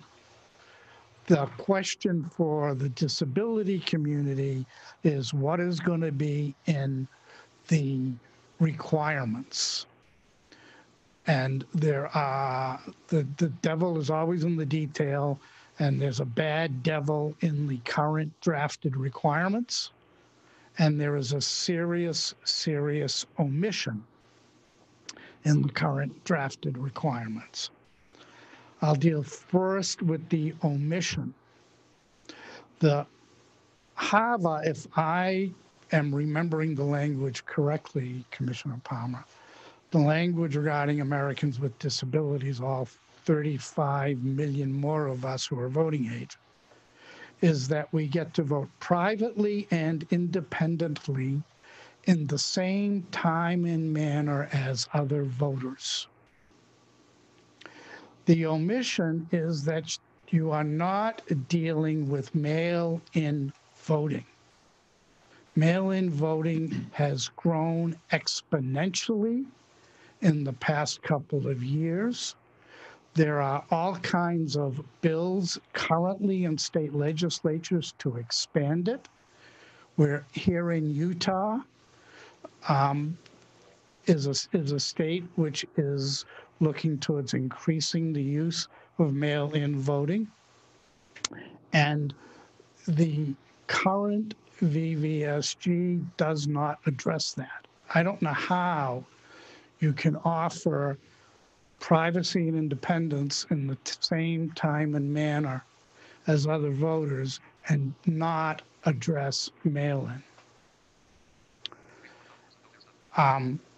As for the problem in the guidelines, it is the phrase software independence.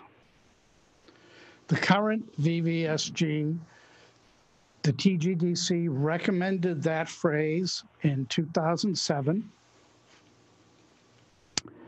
The disability community went ballistic. I'll explain why in a minute. The commissioners at the time removed it from the VVSG, and I would hope and trust that you would do the same with the current guidelines. I want to end my remarks by addressing this whole notion of the hand-marked paper ballot. It really, really, really bothers me. HAVA's now 19 years old. I've heard since the passage of HAVA, we can make paper accessible. We're going to make it, it's really close. Well, it isn't accessible now, and it isn't really close. It reminds me of what I was told by doctors at Harvard and the Mass General 45 years ago. They said, you're going blind, but don't worry, in a few years, you'll be able to see. Well, it's 45 years, I still don't see. The notion that paper is going to be made accessible is laughed at in the disability community. If it's been doable, where are the attempts? As an American, I really value this country's elections. It is what makes us great. But if we look at what has happened in our elections with paper, the cases where election manipulation has been proven, paper is easy to manipulate. Every major election cycle in the past few, in the 35 years I've been working in elections, there is a minority community where paper ballots run out, suppressing the vote. People with pen and paper put extraneous marks on paper, and that leads to very, very serious, complex, and ugly challenges in close elections. Lawyers come out of the woodwork saying, this person didn't mean that, we got to throw that person's ballot out. That tedious process undermines the faith that Americans have in our voting system. Paper ballots remind me of the children's fairy tale. The emperor has no clothes. The pluses in your high-level standards are it will allow for innovation. It will allow for accessibility. And I want to end by stating that accessibility is the law, not just HAVA. In the past couple of years, there have been 5 lawsuits regarding electronic marking of mail-in ballots. And in 5 different cases, using the ADA and 504 of the Rehab Act, the courts have found that we have a right to vote privately and independently through mail-in. I know that this is a difficult process. I'm ready to work hard with you and the staff, and I want to end by urging the Congress to beef up the certification department of the EAC, because once these standards are in place, there's going to be a flood of new equipment, and right now the EAC does not have the personnel to expeditiously process that new equipment. Thank you very much. Thank you, Mr. Dixon. I appreciate all of the panelists' questions. Let's start with Vice Chair Hovland for your questions, please. That was a lot. Thank you all.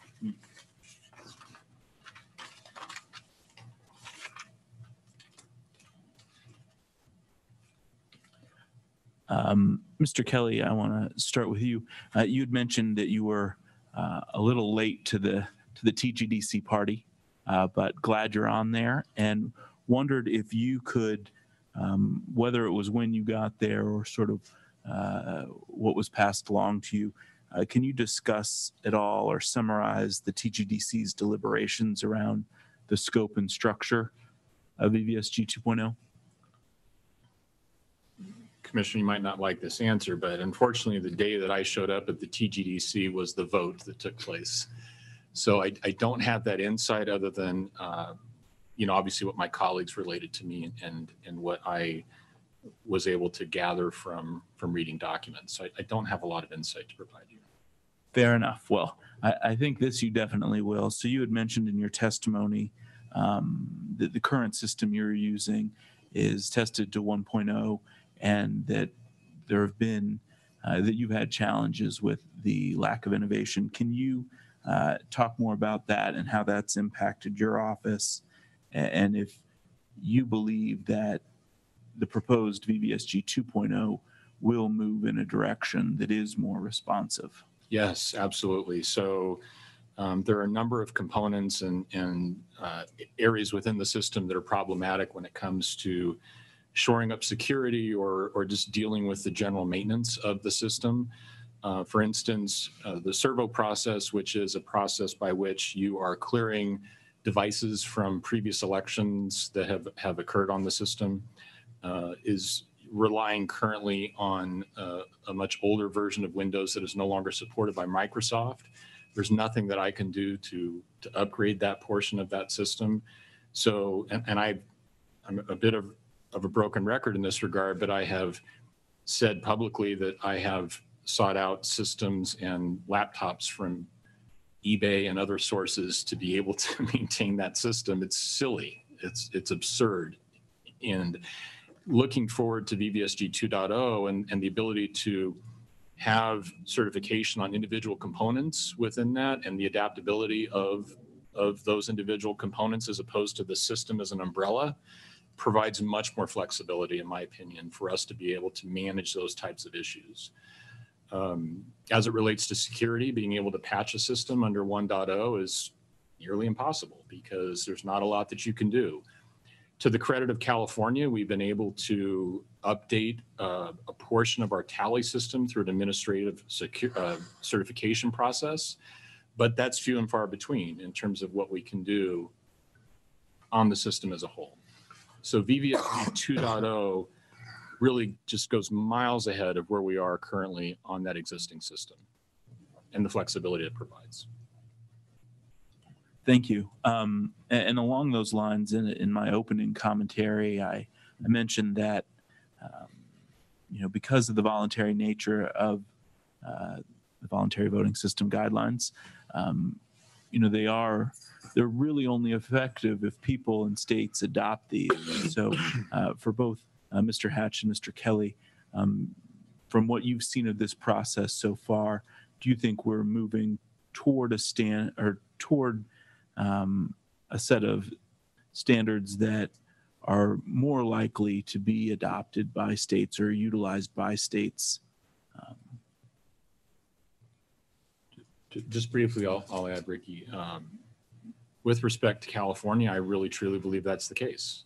California has a much more restrictive, I think, certification process than some other states that is on top of what the EAC requirements are. There's been some debate whether that's good or bad, but I will tell you that the flexibility provided in these principles and guidelines and where we're headed with VVSG 2.0 is very attractive, I think, to the state and to local election officials. And I can't speak for the manufacturers, but just in some of the discussions that I've had in sidebar conversations, I believe that many of them also view it that way. They're concerned about where the requirements will end up being, but yes, I believe with respect to California, it's going to be a very positive thing. I agree with Mr. Kelly. I think the structure, the way they're written, and the ability for them to, for the details perhaps, to be a little bit more flexible in changing, who knows what threats and capabilities we'll have 6, 5, 10 years from now. With the structure in which they're written, I think that will make the state of Utah and other states more comfortable to say, yes, let's attach ourselves to this standard, and because we think that it'll take care of us in the changing environment. Thank you. Mr. Dixon, I know that you said, the high-level principles and guidelines were good, and I know in all of our conversations, my colleagues and I have been dedicated to ensuring privacy and accessibility in the vote. One of the things that I had wanted to ask you about was it's been flagged that Principle 4, interoperability, may create the ability for some entities to focus on potentially components that would be added into systems. Could you envision that leading to better equipment for more accessible equipment and more innovation in that space? Commissioner Hovland, yes. I had intended to make the point that one of the real pluses here is getting rid of, as Mr. Kelly said, getting rid of the umbrella and certifying the individual components. And I think that's particularly important around issues of accessibility. Thank you. You done? Somebody else go. Okay, Commissioner Palmer, do you have questions? I guess let's talk a little bit about the component testing. You know, I think, and you all can help me out here. There's some issues of whether or not that's legal within the framework of HAVA. Let's assume it is. Give me that justification and how that would work with the EAC certification process. Again, assuming that it's legal and something we can do within the existing framework of HAVA.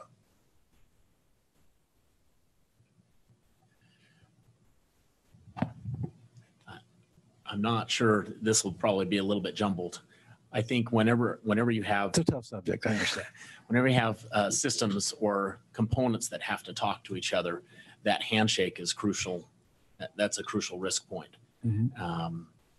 And perhaps maybe we update a principle or some guidelines, but certainly at a lower level, we establish controls surrounding when a component changes, maybe a process surrounding that handoff of data that would be a thorough, so you'd be able to audit it after the fact, but it also contains some inherent controls. And it could be something as simple as hash control totals or something as data is provided to ensure that interoperability is sound and that the process can be trusted. So just to follow up, just one question with you, and then others can answer. You know, it seems to me to be an innovation versus risk. You know, the environment we're in today and the responsibility we have to make sure that that stamp of approval from the EAC is that we are secure. Election officials, I said this before, we're control freaks, and we want to make sure that everything is there. If I had to choose between those, I'd choose a more safe process, a more controlled process.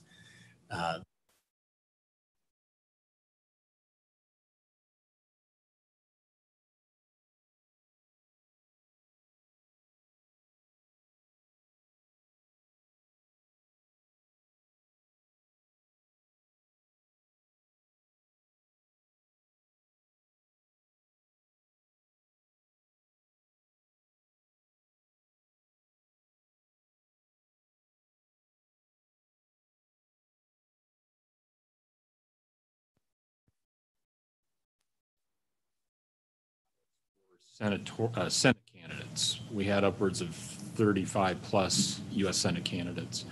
And the template for that piece of the design we were stuck with. And it was very difficult to expand beyond that and to build templates that would work and adjust to the ballot design appropriately. If you have these individual components that are certified, if it's legal under HAVA, then you have much more flexibility in adjusting those templates or adjusting down the road what you can do with that certification piece. The security piece and the security aspect of that is very important. I wouldn't want to give up that ability, just like what Ricky said, to have a secure system. If I had to give up the flexibility of a template that is a little bit more easy to design a ballot, I'll give it up in a second over the security piece. So, but I think we really do need that flexibility. There's so many examples throughout the industry of where that would be very helpful for us down in the weeds to be able to conduct elections and administer them properly. Start. May I weigh in? It's not, I agree that there's sometimes a tension between security and innovation. It's not clear to me that this is necessarily an example of that. For instance, a lot of the legacy systems are tied to things like obsolete operating systems that have serious security flaws. So you have an inability to patch a flaw because you've certified a monolithic system. I think it's very important to have data exchange formats, exposed APIs for software. If we're going to go down that road eventually, and this version of VVSG doesn't contemplate that, there needs to be unit testing, integration testing, regression testing. There's all kinds of things to do to ensure that substituting some module for a different module that exposes the same data formats, APIs, et cetera, it still functions equivalently. So there's a lot of work that will need to be done to get us to that point, but this is just starting to set up the roads that at least we're talking about data exchange formats and things like that. Mr. Dixon. I was very daily involved in the drafting of HAVA, and I don't ever recall conversations that said you couldn't approach these standards on a modular basis. And in fact, I recall many conversations, both formally in testimony and informally during the drafting process, that I think always assumed that a big umbrella system was not the way to go in a country that has as diverse and complex an election administration system as we do. Thank you. I have a few more questions. Neil, you talked a little bit about how ballot integrity and transparency and openness, these are all principles that are very important to us. I mean, you also mentioned we're in a new paradigm of security. Would you agree that it's your responsibility, your state certification program, the EAC certification, it's our responsibility to make sure that when the rubber meets the road, that we can meet those principles? Absolutely. That's an easy answer for me. Yes. Anyone else? I agree. Same. Okay. Let's see here.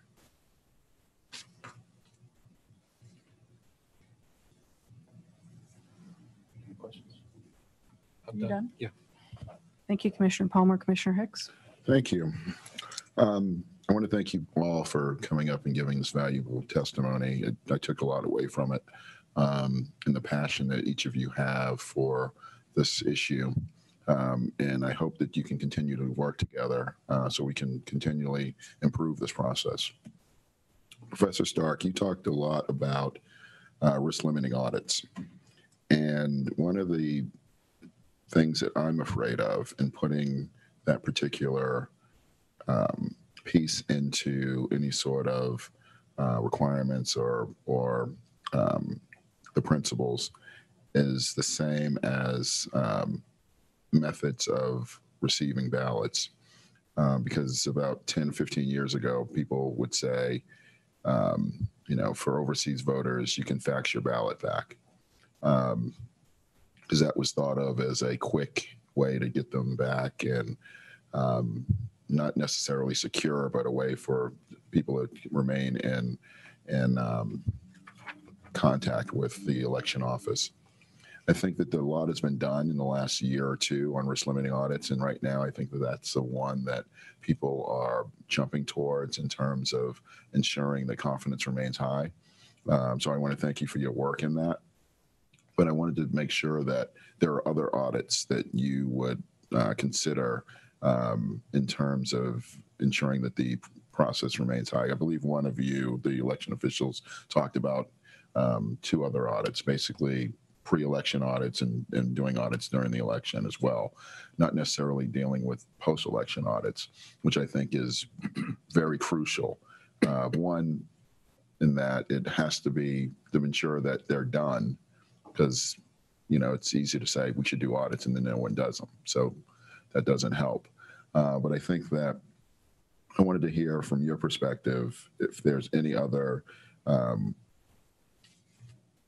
recommendations that you would make to improve the process besides the list limiting audits. So perhaps I misspoke. I was not intending to suggest that the words risk limiting audit should appear in the VVSG. Rather, I was concerned that by not talking about at all about the kinds of audits that were in that principle, that it might simply be used to say facilitate logic and accuracy testing, which is a form of auditing.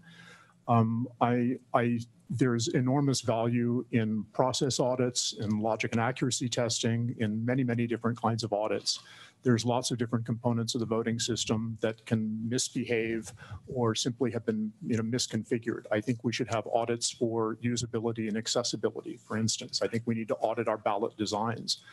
But I do think that at the end of the day, we need some kind of audit to ensure the integrity of the evidence trail, a compliance audit of some kind.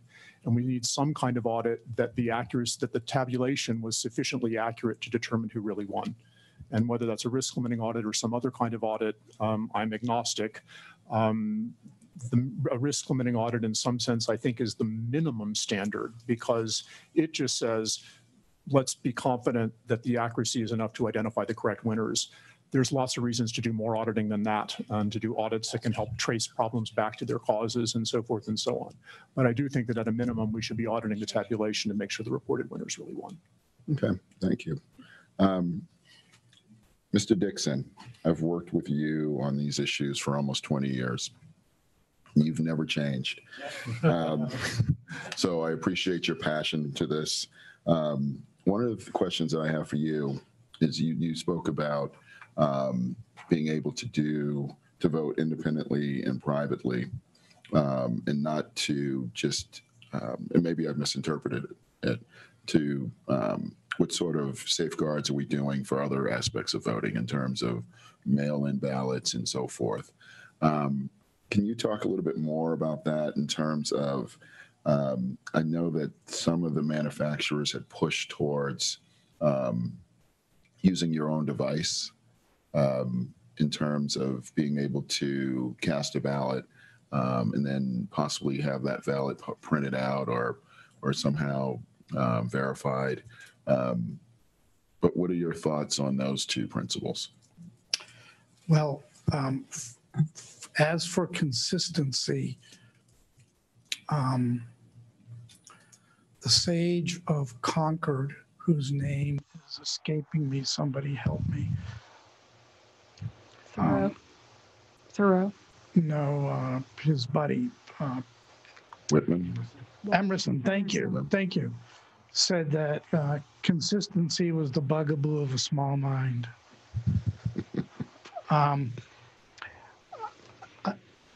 I do think, I'm very hopeful that people using our own technology is a way to go.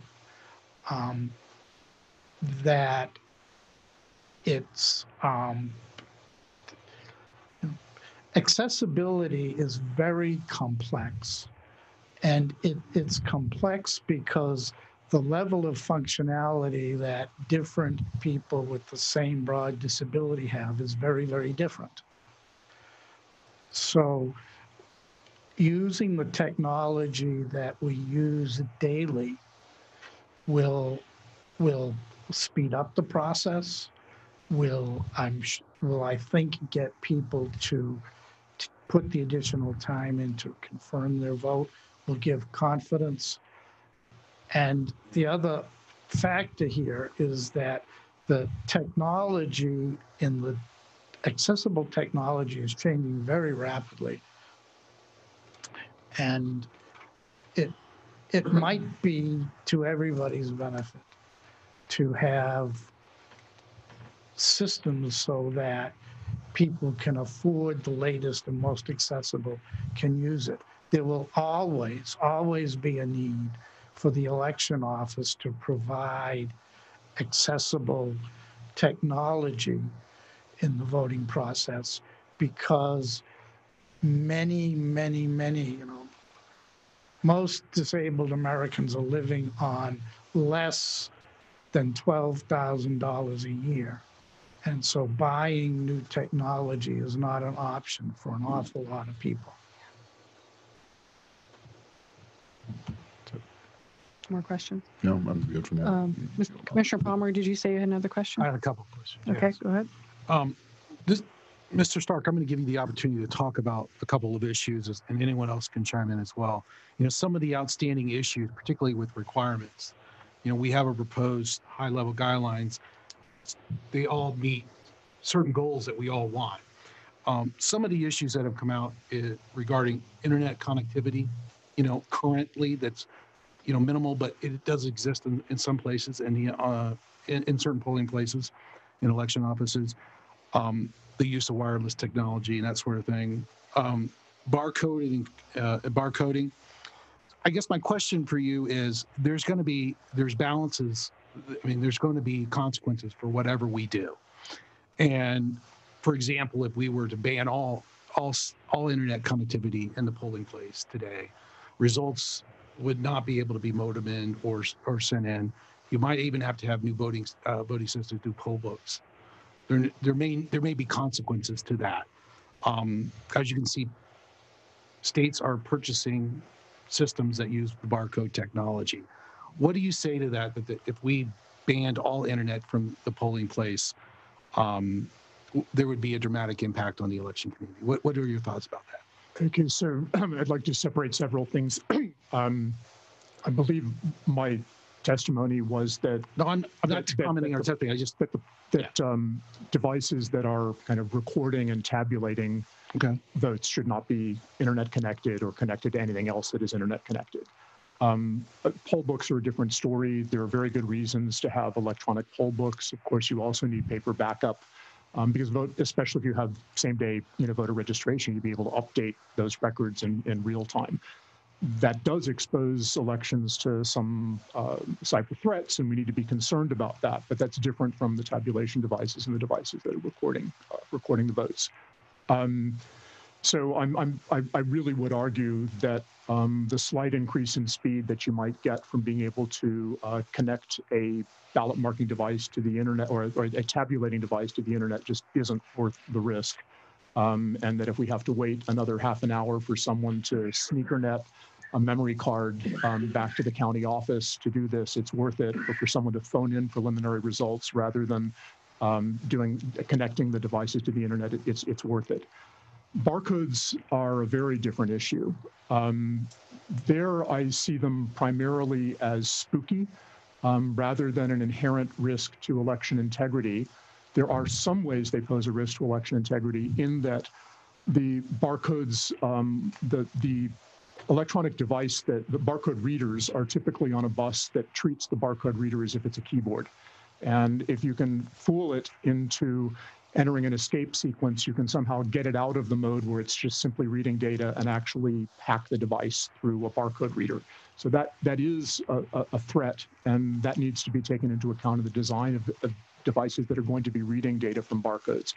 The more important issue from an election integrity standpoint for me, is not whether the printed output has a barcode, but that the legal standards, and of course this is up to states, not up to the EAC to decide, is that the human readable portion of the ballot is the vote of record and not the barcode. So for the purpose of tabulation, for the initial tabulation, the barcode may be helpful to the equipment to capture what the recorded vote was, but for the purpose of audits and recounts, it should be the human readable printing on the ballot that's used as the item of record, because that's what the voter had the opportunity to check. The voter doesn't typically have the ability to read barcode with his or her brain. Have I answered your? I think so. I just wanted you to talk about those issues. Yeah. Can I just chime in? I don't want to talk about the barcode issue, but just related to internet connectivity, for election officials, especially with the volume that we have in California, having the ability for the efficiency of checking in individuals electronically, like Professor Stark talked about on e-poll books, is really important. And same-day registration is a great example of why you need network connectivity in those locations. But having an air gap between that and the voting system, I think, is critical. And I agree 100% with what Professor Stark is saying. In California, since 2005, we've lived with, under statute, prohibition from sending in voting results electronically from polling places. And I think that has served us well. And I would agree that it's important to have that air gap and that separation between those two systems. And one more thing, having things like remote desktop software installed on tabulation devices just should never, ever, ever happen. I hope I didn't trigger that thought. That wasn't you. Okay. Anything else, Mr. Palmer? No, that was my question. Okay. Mr. Stark, much of your testimony focused on the implications defining the language and corrections that you believe should be made to these principles and guidelines. As you said, the devil is in the details. How do we as commissioners ensure that these principles are being carried out if we compartmentalize the requirements and perhaps the test assertions from these higher level principles and guidelines? I don't know. I don't know what's being contemplated as a governance structure to ensure that the ultimate requirements do conform with the VVSG. I don't know to what extent it's up to the commissioners to make that decision and provide guidance to the rest of, the EAC as a body, Nist, et cetera. But I think it's an important issue, absolutely critical. Thank you. Mr. Dixon, I just want to make a comment on your testimony. I agree with you. I think we're way past due to figure this all out. We've put, as I've said before, a man on the moon. We should be able to figure this out and make sure that voters with disabilities are able to vote privately and independently and on the same basis of every other voter. So I just want to say I appreciate your comments on that.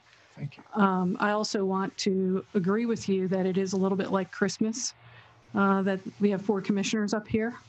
And I think some of the impetus to getting 4 commissioners here was exactly the VVSG 2.0 and its passage.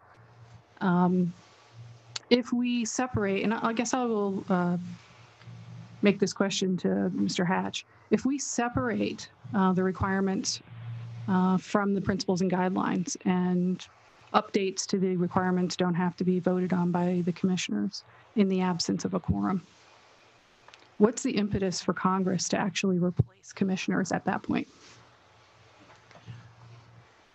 I would have a hard time guessing their frame of mind. Yeah. But I will say this, I think if we do separate, I think the commissioners should always be in charge and should always have the final say. The challenge is what happens if there's not a quorum. And I'm hoping, and I think there's a way that you could could arrange things so that there still could be some adjustments that could work in the absence of a quorum, but still provide you with the authority that you have to ensure that stuff gets done and stuff gets done the way your oversight feels that it should be done. So is that our responsibility or is that Congress's responsibility? I mean, if we don't have a quorum, is that our responsibility to make sure that there's a quorum, or? Absolutely not. However, I think if you can craft a policy or some kind of structure so that in that unfortunate event, if that were to happen again, that the state and locals wouldn't be left rudderless, I suppose.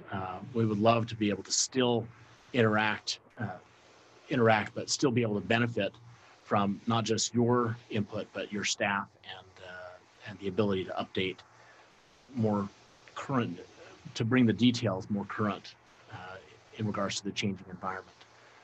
So, well, if anybody wants to draft a recommended policy for us to be able to do that, I would love to see it, because nobody's actually provided us a draft of how we might be able to pull that off. And I think that puts a lot of pressure on us to figure that out. We need to hear from the community on how to figure that out, and we have yet to hear that. We keep hearing this sort of, what if there's no commissioners? What if we don't have a quorum? We agree with you, but we'd also like to retain a quorum on the commission, and we do think that that's Congress's. I think that's Congress's responsibility. I'm absolutely welcome to look at any kind of policy that's, presented to us as far as a recommendation. So if there's anybody in the community that has an idea of how we might pull that off, I would love to see it. As a friendly reminder, public comments open till May 29th. Madam Chair, I have one question for the panel, one additional question. Commissioner Palmer. Does someone know something I don't? Do I need to take out some more life insurance? Any more questions for this panel? I did have one other question. Commissioner Hovland. Thank you.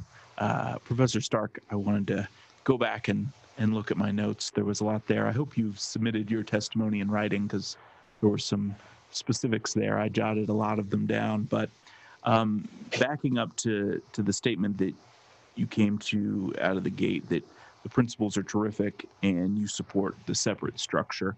Can you just talk a little bit more about why? Partly, I think it helps explain what the detailed requirements are trying to accomplish. And having a clear statement of what it is that the VVSG is trying to do and why, I think is incredibly important.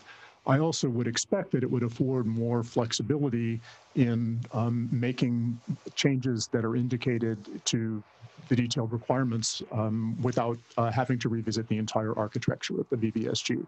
I'm not suggesting that someone other than the commissioner should have control of that, but it just seems like a good logical framework for thinking about it. It's the way you would design software. Thank you. Any other questions, commissioners? Madam Chair. Yes, Commissioner Palmer. I just want to thank the panel. Thank you for your testimony today. With that, I'll turn it back to the chair. And I'll repeat that. Thank you so much to each one of you for taking out the time today to participate in this hearing. And we appreciate your comments and value them, and we will take them under serious consideration as we move forward. So thank you to each of you. And we'll call up panel 3. And we'll take a couple minutes break if we could for restroom breaks.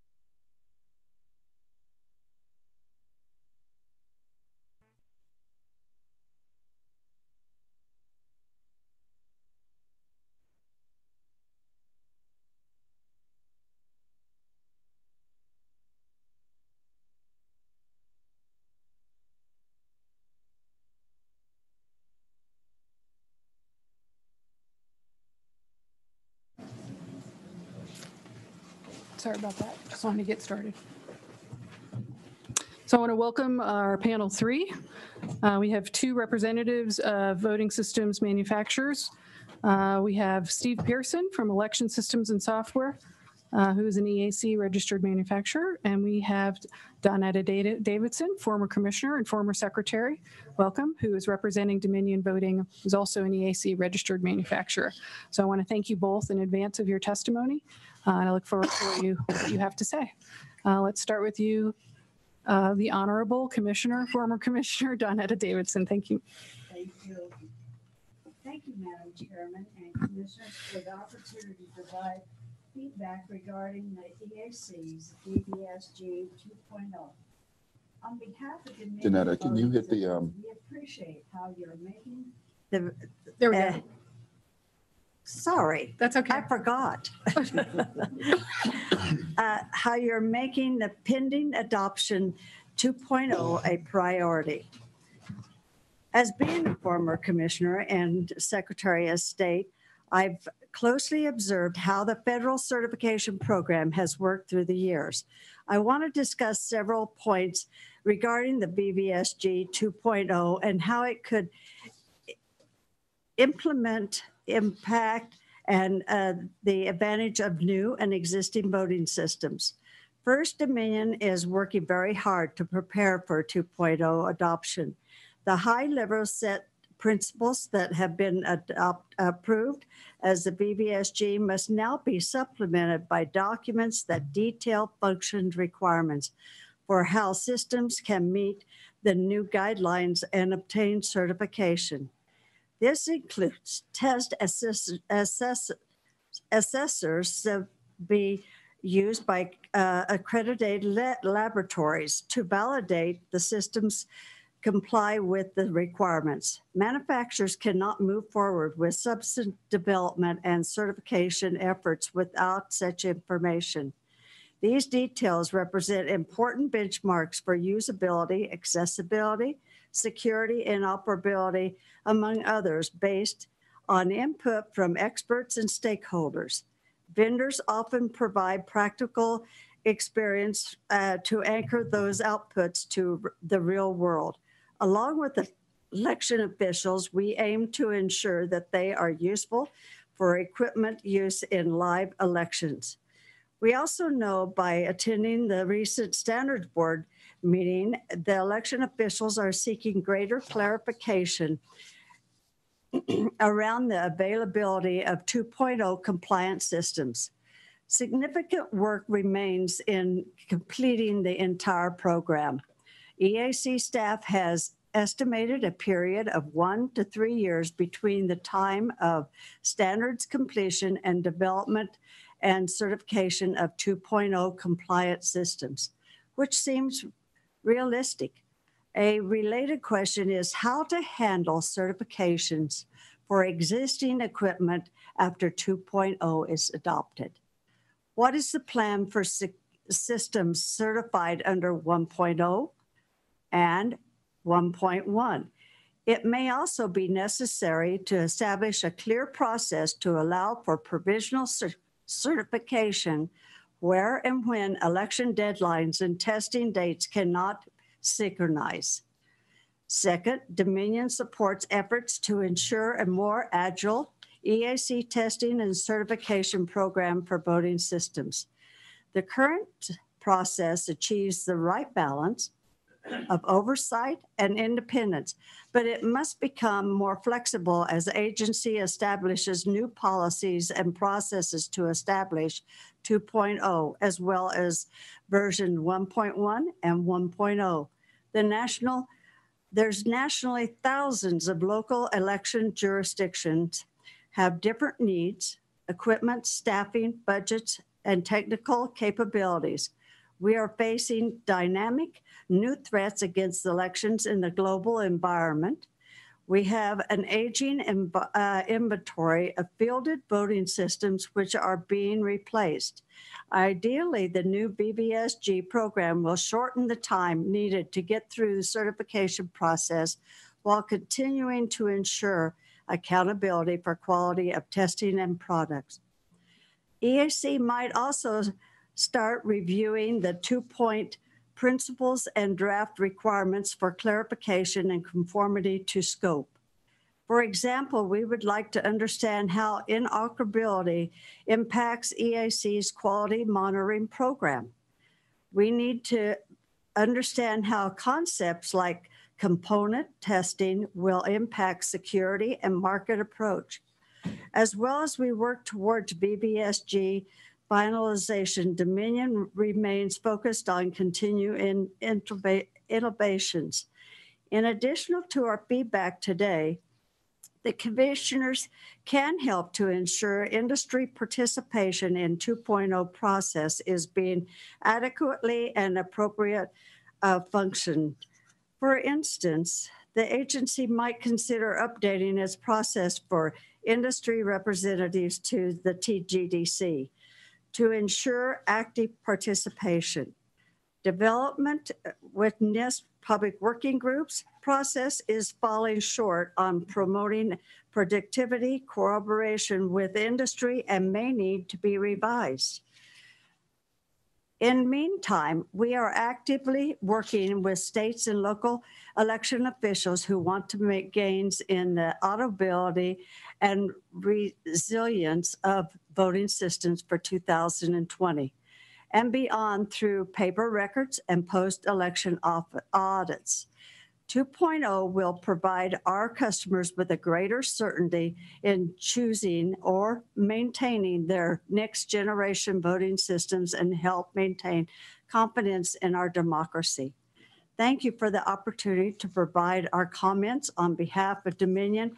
I welcome your questions. Thank you, Secretary Davidson. Mr. Pearson. Well, good evening. I'm Steve Pearson. I'm Senior Vice President of Certification for ES&S. I've been with ES&S for 18 years and overseeing Get your microphone, please. Thank and you. overseeing the federal and state certification process for 15 of those 18 years. I've been closely involved in the EAC's testing and certification program since its inception, as well as through the adoption and transition of new standards when the industry migrated from the FEC standards to the current VVSG standards. I'm honored to be here and thankful for the opportunity to share our thoughts and experiences as we once again embark on the important task of implementing another set of voting system standards. First, would like to say that ES&S looks forward to the approval of the VVSG 2.0 and that we've been an active participant in the working groups focused on developing these guidelines. We are eager to see the underlying test requirements and associated test assertions that will accompany these guidelines, as it is these test requirements and assertions that will provide the specific information needed to fully guide our efforts to comply with VVSG 2.0. As an example, VVSG 2.0 Guideline 9.4, which has been discussed earlier today, states that the voting system shall support efficient audits. ES&S systems currently support audits, and we are actively enhancing these systems to enable more robust audit support. We are keen to understand the test requirements, assertions, and details related to efficient audits so we can ensure our solutions comply with these new standards. We will continue to be active participants in the VVSG 2.0 working groups and look forward to the availability of the test requirements and assertions that will guide our systems development efforts. There's two primary topics I'd like to address with you today. I'd like to review what it takes to build a voting system to the new standards, and secondly, discuss the implementation, in particular, a discussion around the effective date of the VVSG 2.0 and the need for ongoing support of current VVSG standards. So let's take what's it take to build a new voting system to a new set of standards? The first thing is clear and concise testable requirements. It all starts with the great work done by the Standards Board, TGDC, Nist, the EAC, NASED members, manufacturers, and individuals with interest in having secure and accurate elections that led to the recent adoption of the principles and guidelines for 2.0. But that's only the beginning. These principles and guidelines provide the framework for the new standards, but without clear and concise testable requirements and accompanying test assertions, vendors can only guess on how to build the systems, and we hope we are right. I would venture to say most, if not all, of the current manufacturers' voting systems arguably already comply with the 2.0 principles and guidelines. We also feel strongly that the requirements in the associated test assertions or test suites should have VISTL and manufacturer participation in their creation and should be vetted and verified prior to their adoption. Why is this important? Many of you in the room will recall or were involved in the challenges we had with the initial certifications to the 2005 VVSG, where requirements were not as clearly defined as we would like them to have been. And many were open for differing interpretations by the EAC, test labs, and the manufacturers. Those years were very challenging for all involved, as evidence of the number of RFIs and notices of clarifications that were published in those years, and the length of time it took for manufacturers to get through the testing. We cannot underestimate the importance that clear and concise requirements and test assertions will play out of the gate and down the road. I know we're close with approximately 85% of the requirements drafted, but 6 of the largest and most critical areas remain to be unveiled. We're all anxious to begin our reviews and offer our input toward them being finalized. That leads to my next critical element in what it takes to build voting systems to new standards, and it's time. It's for all those reasons I just mentioned. History tells us it will take more time than most of us anticipate. Guessing at the requirements will be guessing how the requirements will be interpreted and tested will result in long and costly test campaigns, not to mention high levels of frustration by states and counties that are unable to get certified systems in a timely manner. At this point, without knowing what the 2.0 requirements entail, it's difficult to accurately predict how long it will take for manufacturers to build, test, and deliver 2.0 compliant systems.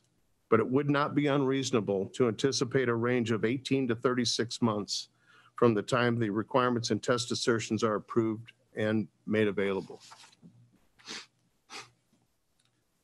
VISTL accreditation. Moving to a new standard is not a trivial exercise for the voting system test labs either. Again, experience tells us it is not unreasonable to expect 18 to 24 months for a VISTL to prepare and achieve accreditation to the 2.0 standard from the time the requirements and test assertions are final. It's important the VISTLs have input to the process and the time expected for them to receive accreditation to the new standard. EAC oversight. We cannot emphasize enough the importance of having a strong, experienced, fully staffed, and a supported election assistance commission overseeing a successful completion and implementation of the 2.0 standard. The EAC's responsibilities include overseeing the completion and approval of the test requirements and test assertion, the establishment of the testing and certification program policies for the labs and the manufacturers, carrying out the testing and certification of voting system hardware and software by the accredited labs, and serving as the arbitrator for all questions that arise with every new standard. Anything less than a fully staffed and supported EAC represents risk to all of us. Excuse me. A clear timetable. The final point critical to building voting systems to new standards is having a clear and accurate timetable for the entire implementation. The timetable needs to include all steps clearly defined for the completion, the verification and approval of all requirements and test assertions, VISTL accreditations, testing and certification program policies for manufacturers and test labs, voting systems development and pre-certification testing, testing and certification, and ultimately final approval. I strongly recommend we seek input from all stakeholders involved in this process, including the labs and manufacturers, before we set expectations that are unattainable. I urge you all to consider our history and consider all risks in setting improper expectations for this implementation. The last topic I wish to discuss pertains to the decisions yet to be made regarding the effective date of the new standards and the importance of providing ongoing support of the current VVSG standards for the 10,000 plus jurisdictions in the U.S. running elections on today's standards and the risk of sunsetting them. Today, the vast majority of jurisdictions in the country are either running their elections on voting systems certified to the current standards or are in the process of replacing their older systems and moving to systems certified to these standards.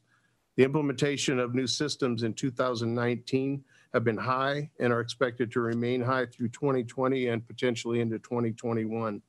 It's important that there's a mechanism for these systems to continue to receive critical bug fixes, security patches, and feature enhancements to allow them to conduct their elections as laws change, et cetera. States will need modifications to their voting systems. While it would be great for every jurisdiction to be running elections on the newest set of standards, the likelihood of this happening is undoubtedly slim and should be taken into careful consideration when determining when or if any of the EAC approved standards should be sunset. We recommend the standards remain voluntary, as their name implies, and allow states to determine which standards are most appropriate for them at each point in time. By forcing the sunsetting of the current VVSG standards in a timetable established by any agency other than the states, we run the potential of alienating those states and forcing them to adopt regulations independent of the EAC's testing and certification program. ES&S offers our appreciation and full support to the Election Assistance Commission for the important work they do for us and the industry as a whole. We also appreciate the services of all of the agencies involved in our combined efforts in creating this avenue called VVSG 2.0 that will ensure secure and great elections for the future. Thank you, and I'll be happy to answer any questions you might have. Thank you, Mr. Pearson. Vice Chair Hovland, do you have questions? Yes, thank you. Thank you both for your testimony. I was hoping that you could talk about what the impact of, or when the EAC lost its quorum, I guess both times, but the loss of a quorum and some of the stagnation in this space, how that's impacted innovation around election technology.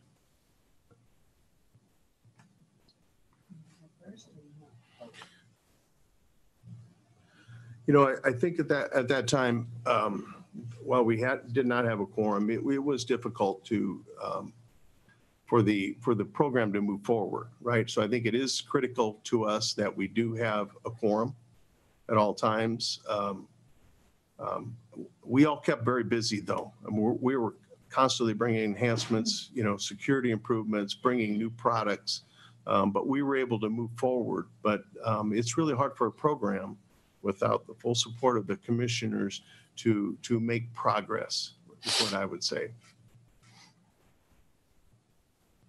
I definitely agree. I mean, I sit there without a quorum at the EAC, and you saw the struggle that manufacturers were having, the Vistals were having. Everybody was suffering because we didn't have a quorum. And it got to where, you know, I decided when I served my term, I said, there's nothing I can do. I'm here by myself. So it was a waste of really taxpayers' dollars for me to stay. So I went home I mean, they told me I could stay, but there was no need in me being there. And you thought, if I leave, maybe they'll take action and name 4 new people to this agency.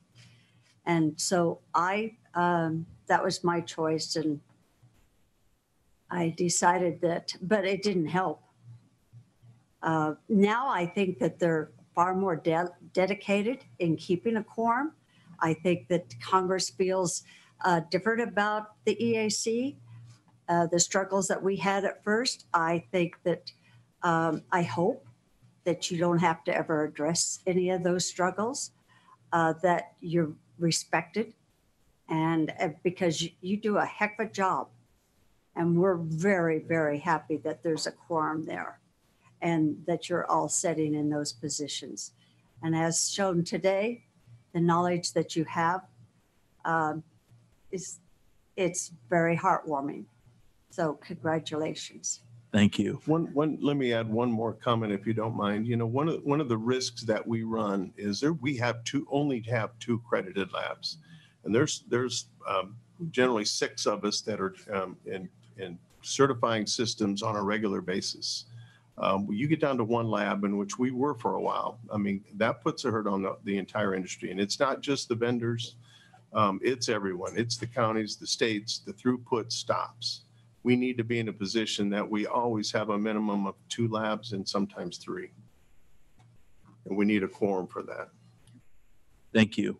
In your testimony, I know we got into a lot about the requirements, but do you have any commentary about the scope and structure of the principles and guidelines 2.0 as they've been presented? We do. We think they're great. We think they're fine. And we will be offering comments for those, but we need more. When you're a manufacturer, we can't do much with those principles and guidelines. So we're all sitting on the sideline waiting for, the details that we need to start designing and planning our systems. And I think you could take from my testimony that definitely we feel that we can't move forward as fast as we want.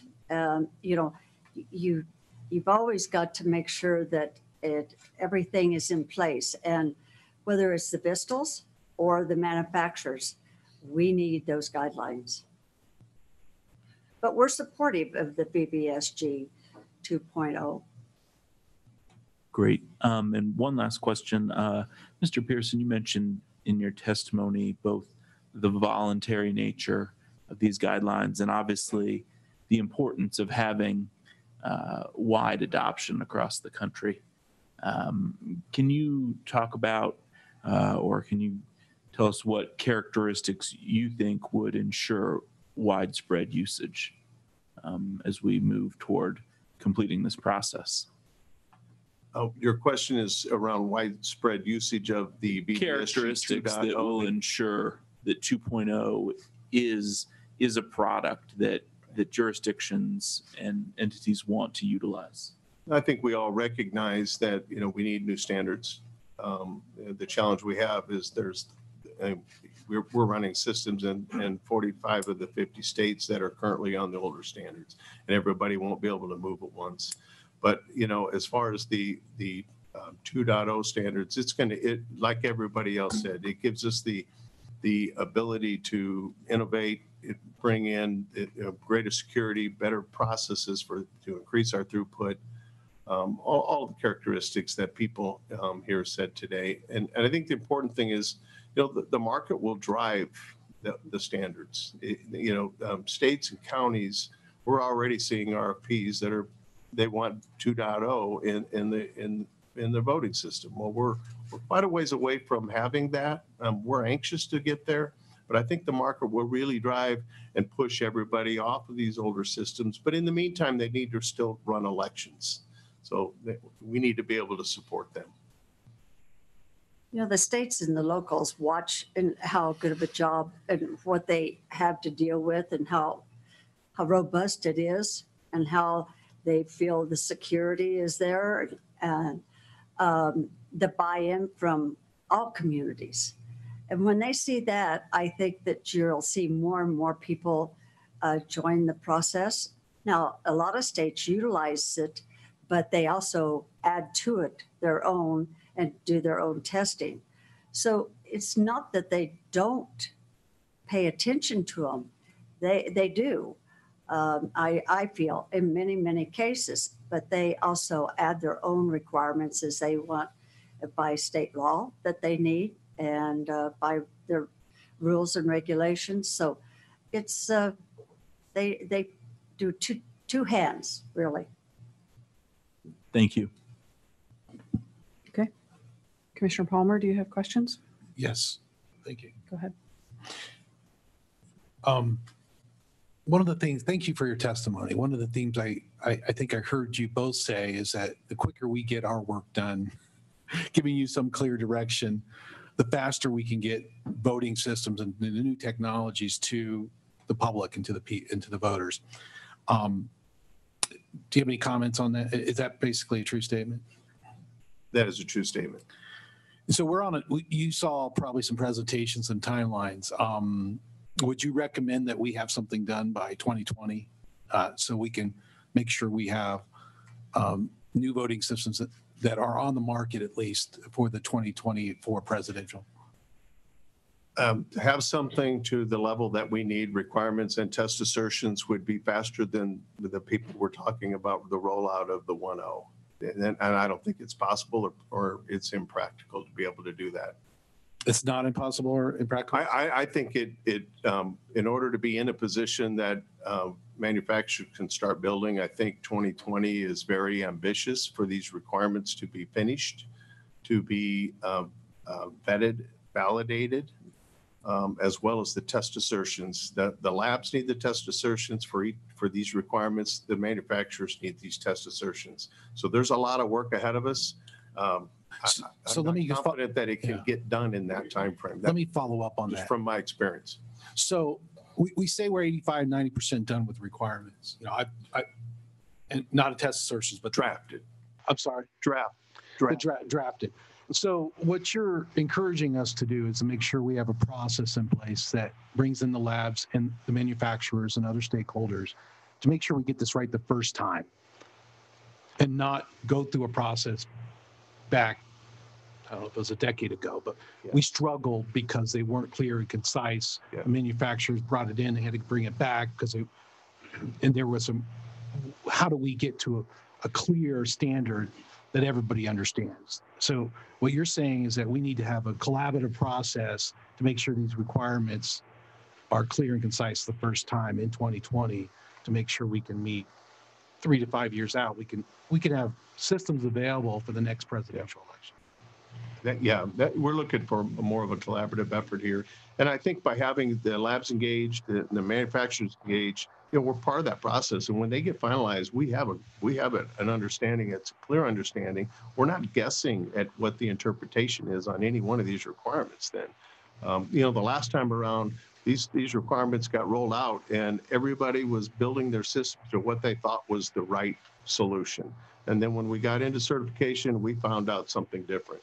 It was the interpretations by the labs were different than the manufacturers. The interpretations by the AC was different than the labs and the manufacturers. And it literally took us from the time we started and I, one of the other manufacturers, it took us both. Once we started in the program, it took us 22 months just to get through the testing. And prior to that, you got to add the time it took to even develop the system too. So it was about a 4-year proposition to get products through the process and into the field. And that's what we want to avoid here. And I think we can. The RFIs, that was done during that process just took more time. And because it wasn't completely vetted at the beginning.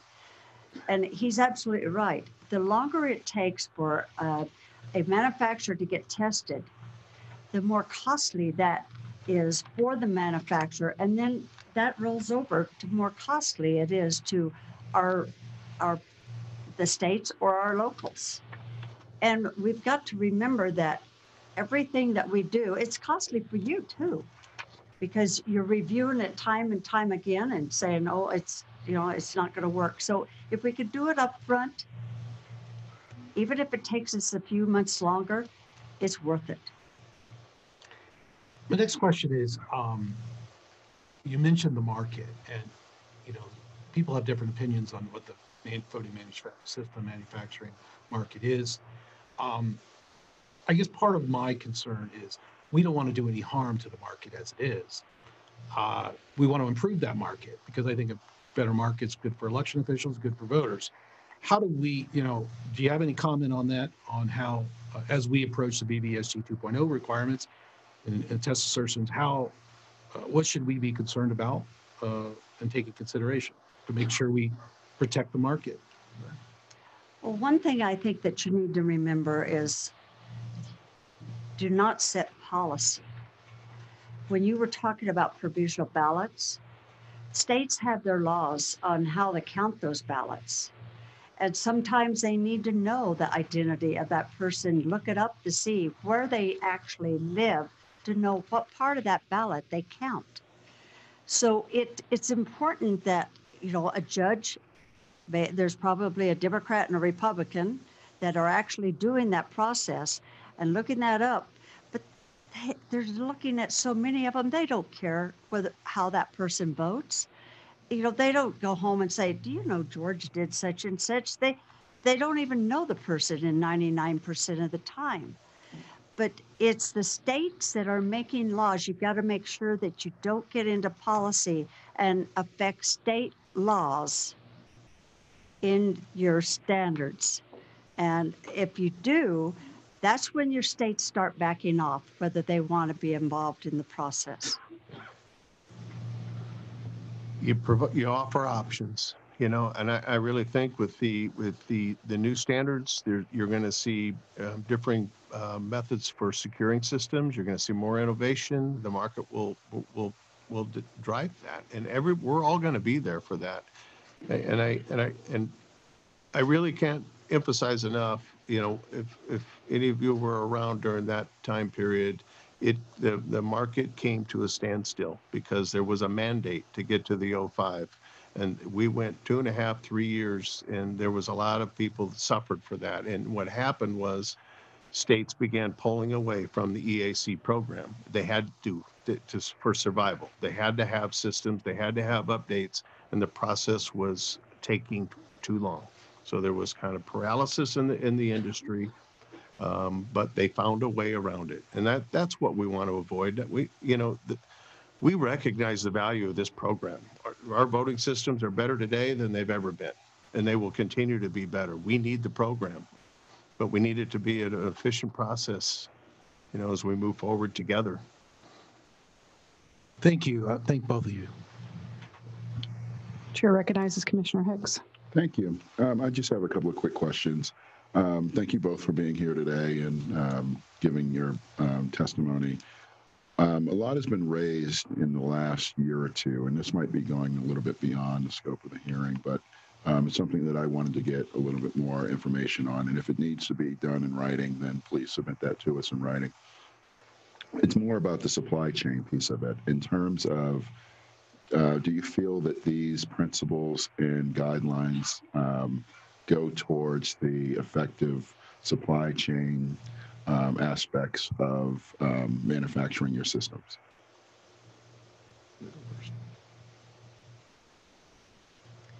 You know, the supply chains, I think we really do. And we also work right hand in hand with our counties or election officials in our jurisdictions. The supply chain is not just with the manufacturers. The supply chain goes on. So, we work hand in hand with them. It's kind of a step beyond because every state's possibly a little different.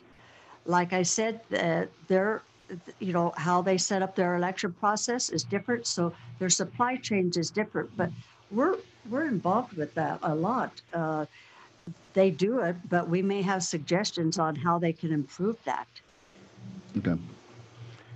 Yeah, I think from our perspective, from ES&S's perspective, we're not really relying on these principles and guidelines or standards to drive how we respond to the supply chain.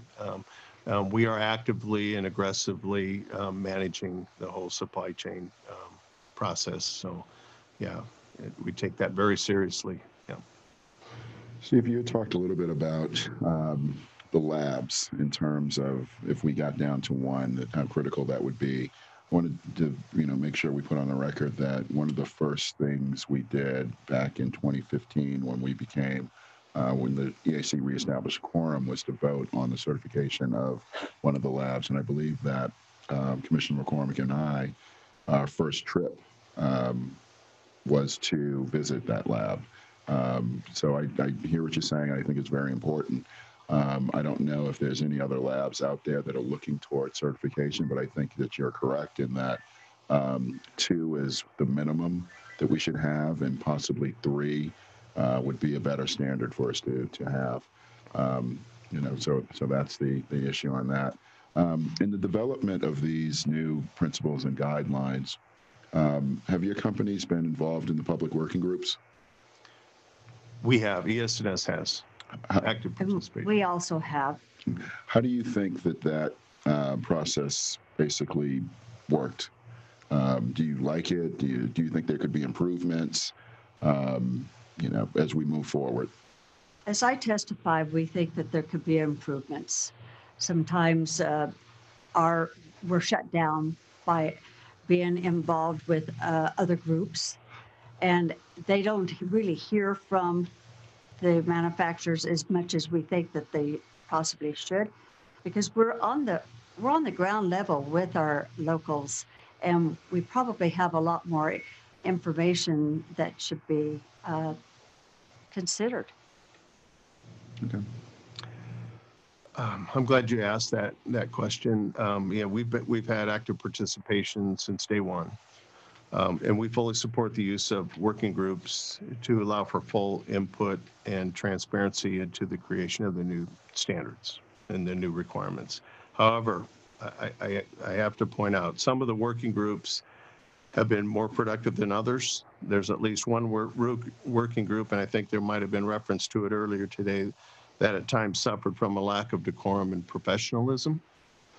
In fact, as you know, Nist had to call time out to establish new rules of engagement for that group before it could proceed. I should also note that some of the working groups actually had somewhat of a chilling effect on the vendor input, as Danette referred to, as many of our contributions to the effort were often challenged through inflammatory tweets, mean-spirited and unprofessional emails, and scathing media stories. So that's the impact that it has when that type of behavior is taking place. You want these to be open forum in processes. Again, we believe in the support and the transparency of the working groups. We just respectfully request that groups that participate are factual, honest, and professional. That's all. Thank you. My last question would be, you had mentioned that it would take 18 to 36 months to put a new voting system out there if we had the requirements and principle and guidelines developed.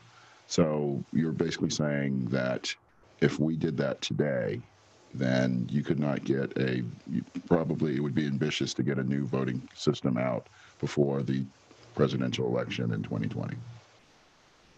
To the 2.0 standards, yes. It'd be impossible. Hey, you got to remember that there's acceptance testing there, and they have primaries. So it would have to be done before the primaries, and that would be really early for a lot of states. It could be February. So, you're thinking about acceptance testing of that equipment, and, then training, doing new manuals, training judges, not only training staff, but you're training judges and educating the public on what the new system's going to be. So to put a system in, I think that was one of our mistakes by having HAVA say that we needed to purchase equipment, and everybody was buying equipment in 2005 and 2006. There wasn't enough support from the manufacturers. They couldn't support all of their, locals in getting that election done. And we have more problems in that election than we had in any other election. The next year, 2008, it ran much smoother because they were trained. They had training material. Everything works together. You got to remember, you can't just put it out there. The other aspect of that is we don't know what these requirements are. So we don't know what the impact to the current systems are. We don't know how big of a lift it's going to be. And today, when we plan a release and we certify 3 to 5 releases a year, we move quickly, but the planning starts, and it's generally a 12-month process for us for every release that we roll out. And that's just enhancing what we have, not building to new requirements. So, so we don't really know. That's why I'm saying at this point, we just have to be cautious And I think it's unfair to set false expectations for states and counties to think that they're going to have something in a year. I mean, I don't even think a brand new vendor coming in that didn't have to support other systems and all of their customers would be. There's no way, just from my experience. And the RFP process takes a long time. They may do an RFI first and then the RFP. That takes time. Yeah. So it's not, I mean, it's a nice dream to have, but folks, I wouldn't go out and talk about being ready to go by 2020. It's just not going to be there if it's done right. Thank you, Madam Chair. Thank you, Commissioner Hicks.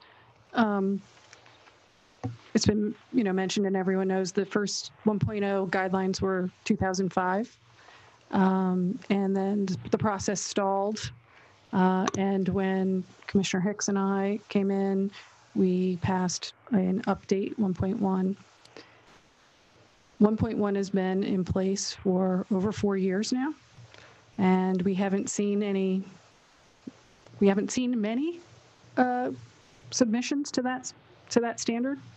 I want to make sure that we don't run into that situation again with 2.0. Could you explain to me what the issues were with 1.1 that have prevented the manufacturers from bringing systems in under that standard, given that we've had over 4 years for the manufacturers to do so? I'll take the first shot at that.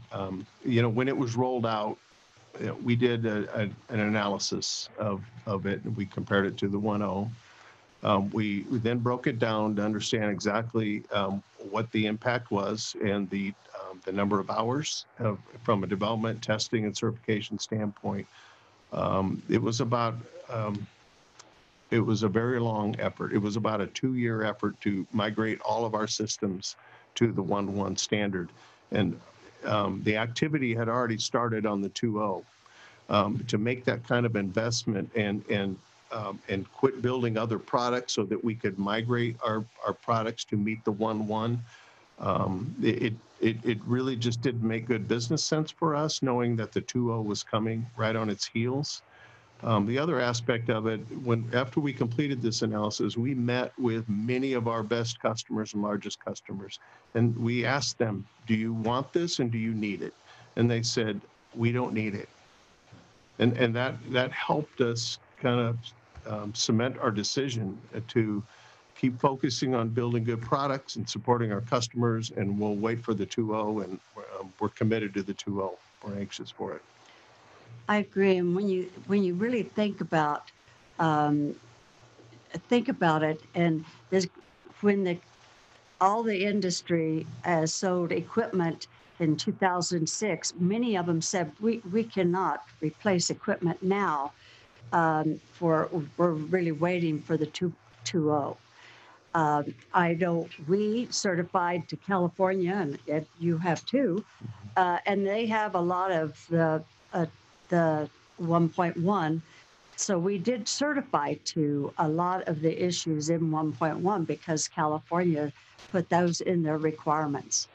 But to build to it totally for states, they weren't ready to purchase equipment was one of the other things that we really were, put on the table to think about our moving forward and how we would move forward. So one of the structural suggestions has been for us to pass this VVSG principles and guidelines document, and then perhaps an initial set of requirements, and then leave it to the EAC staff to update or change those requirements sort of floating basis as needed to sort of be more nimble and more responsive to innovation in technology. What kind of an effect is that going to have on the manufacturers if those standards aren't set in stone, if they're just kind of able to be changed by staff for whatever reason and without a runway of commissioner approval? Yeah, I respect the heck out of the EAC staff, because I've worked with them so closely for so many years, and I know nobody works harder, but I really think that limiting that important role to that small team is probably not the best way this should be handled. That's my opinion. Before I would take a step like that, I would definitely, the commissioners themselves, look at a policy of how it would be done and their involvement with Nist, and what, the process that you feel that they'd have to go through to be able to accomplish that. Just not give them full reins without really thinking the process through, whether you wanted to do it or not. Thank you. Mr. Pearson, you mentioned about the need to vet the requirements, but you didn't mention who you felt should vet those requirements. Kind of a follow-on question. Who do you think needs to vet the requirements before we put them in place? I think the community, the VISTLs, the Nist, EAC, the VISTLs, the manufacturers, we all need to be involved in that. There has to be a comment period for that. And they have to, those comments have to be heard. We need to be able to work together to I guess, massage these requirements into good requirements. I think that's really what it's going to boil down to. And I think that at the end of the day, we'll arrive at a set of requirements that I think we can all live with. And I think that's the best way for us to get a good jump start and to increase our throughput for rolling out new systems to the 2.0 standards. I agree. Thank you. Any other questions, commissioners? I had Commissioner Hovland? just two quick ones. On the issue of jumping ahead, I guess, to the requirements, or at least to the structure, thinking about that. Again, this came up in Memphis and somewhat earlier today. I mean, do you think that it would be, do you think it accomplishes the goals of being able to be, I guess, efficient or quicker or more nimble, but also having a balance that you're talking about there, to have things like external technical standards? I mostly keep thinking about the mill standard, and if that number or that version gets updated, is that something that we need to vote on, or is that something that staff could update? But if it was an issue maybe that was more controversial, if we had an appeal function, that might be the more appropriate way to address it. Well, I was there and set up that process where there was an appeal process. The commissioner, they could come to the commissioners and appeal the process that the staff was doing. I like that process, but you were in the field working it. How do you feel, Steve? Because I know at one time they came to us. We need an appeal process. We were just never very effective at it, I would say. I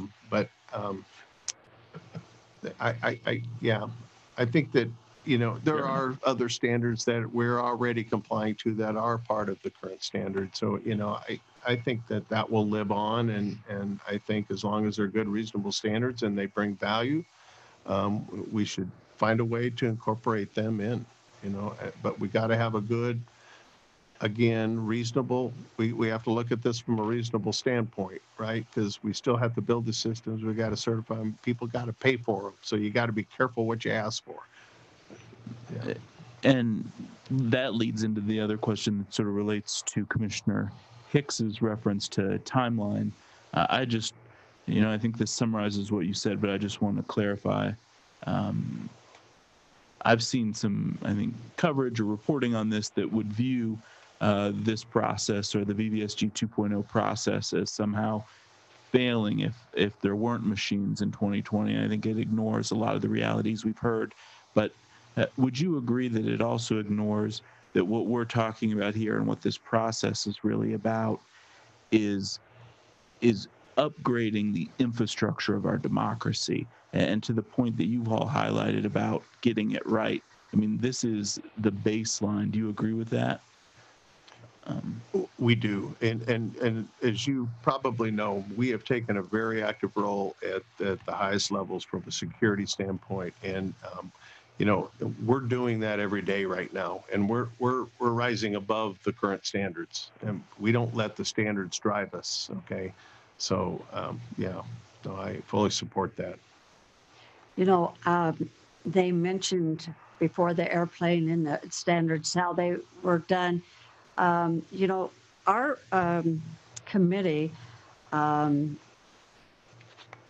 really has worked with the airline industry, the IT, ISAC, and we found there was no comparison really whatsoever to be made between the billions of dollars that annually that the federal government supports it, and it's a different world that we're trying to compare. At one of my hearings one day, somebody said I think it was a commissioner said, why can't you guys get it right? This is not rocket science. And the individual testifying came back and says, you're right. It's not rocket science. Rocket science, they could stop that, whether it's a airplane flying or one of the Challengers going off, whatever. They could stop it a few seconds before. Election day, we can't stop it. We got to continue on. So it's a different world that we're talking about in elections in so many ways, and that's what makes it so complicated. People compare it to an ITM. Well, an ITM, the person that is depositing the money or withdrawing it. This we don't. We can't know. We don't want to know. So it's a different world that we are creating. So good luck as you move forward. Because it's not an easy life, I know, it being in your shoes. But we know that you can do it. Thank you. Thank you. Other questions, commissioners? Just one more thing. You mentioned that the machines already pretty much meet the 2.0 principles and guidelines. Would you agree then that the real rub here is with the requirements? And test assertions. And the test assertions. Yes. Would you agree with that? I agree. Yep. Okay.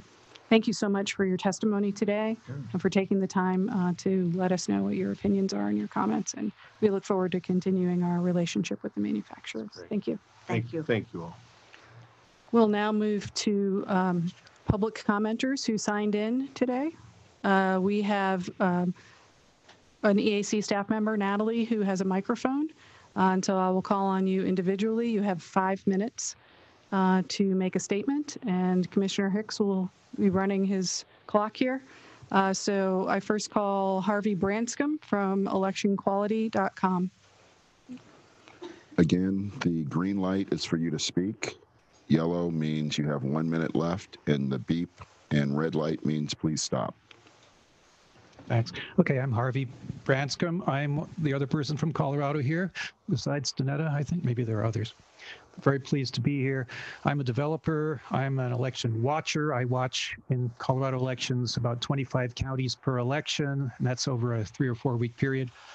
And I have worked as a canvass board member right behind the county clerk in Eagle County, Colorado, where I live. So I have quite a bit of experience. I'm very concerned about the opportunity for innovation to remain active inside the industry that provides election systems, and concerned that the requirements that come out might actually stand in the way in some cases. And my comments here will relate to that. I also have a written material here of 4 pages, which I'm not going to read. I'm just going to abstract a few pieces out of it. But feel free to submit those. Feel free to submit those. Thank you so much. So I'm concerned about who will manage the requirements, and I heard it as a topic here. If the requirements were to be put out in draft form as they stand today, we would have to start modifying them immediately, basically. But in fact, I don't think there would be even a 2-year period in once you set the requirements in which they would stand without needing some modification. And some of my comments here will indicate that. Also, when we have the principles and guidelines that are in mutual conflict with each other, we will need to have a way to prioritize which of the principles are going to guide the decision. And that needs to be a rational and not a political decision being made, but some more close to scientific colloquy. The proposed guidelines, I have two that I'd like to mention, two possible additional guidelines to add, one of which relates to redaction. And redaction is something that's needed when the public's going to get access to voter, things like ballots and cast vote records. And right now, there's no mention of it. And I'm a little concerned that that aspect of what I view as the golden election system is one in which all the ballots are actually anonymous and they're all accessible to the public, or as close as we can get to that. And redaction will be needed. And if the manufacturer is going to provide it, we need to provide guidelines about how that should be done. In other words, it needs to be visible, verifiable, and explained. Another one relates to a question I have heard brought up here several times. And let's read my suggestion for your consideration. When any information is transferred into or out of a voting system, the content or its separable physical container must be visible by human eye and physically or logistically verifiable as to the content upon request under appropriate security and privacy safeguards. This would implement verifiable isolation of the voting system from undesirable influences. I'm going to go through about 6 or 7 existing issues that are on the list of open issues that was published by Nist in previous meetings. One, digital codes on records that are intended to be verified. I have the problem with those, as Philip Stark mentioned, it has to do with impeding verification, but it's not a mission critical issue. Indirect identifiers, that becomes a problem as relating to post-casting, the delayed rejection of eligibility. That occurs not on paper, but on an electronic ballot. And you need to be concerned about the use of the indirect identifier in the electronic ballot. It endangers voter privacy. The issue of minimal use of hands in casting, that's physical hands. It restricts the design of the voting system. And I'm concerned about the I know the intention is to accommodate variability in voter capability, but it doesn't accommodate all. Use of cryptography should be an optional enhancement, not an alternative route to avoid other requirements. Selections only ballots, those impede verification, and they also, when they create a rare style, they cause ballot anonymity problems. And I prefer anonymity as the way to describe ballot secrecy. Common data formats, it's a no-brainer. Why would there be a controversy there? The use of the word cast in the requirements is going to be a problem because there's both voter-centric and there's system-centric usages, and we need to use different words for the system-centric one. The glossary clearly states that casting is a voter action, which I agree with. And the word count has similar problems because we actually, in some states, mail ballot states, are doing computerized signature verification. That process happens in the eligibility side of the election, not the tabulation side, but we need to have words to describe what happens when a ballot comes in an envelope, the envelope's signature verified, it then becomes accepted for use in the election, but that's not the point of casting. Casting is something the voter did. Same kinds of issues happen with the word ballot. Image needs to be better defined. The word ballot itself, when it's in tabulation, it's generally in a multi-sheet ballot. It's multiple sheets. Each sheet needs to be counted, not the ballot as a whole. So that causes problems for election Thank you, officials. Mr. Branscombe. Your time's up. Great. Thank the you. rest of it's in my We'll look for your testimony. printed testimony. Do any of the commissioners have questions for Mr. Branscombe? No, Madam Chair. I was under the impression we weren't. No question? Okay. Thank you very much for your testimony. I appreciate it. Next on my list is Andrew Riggle from the Utah Disability Law Center.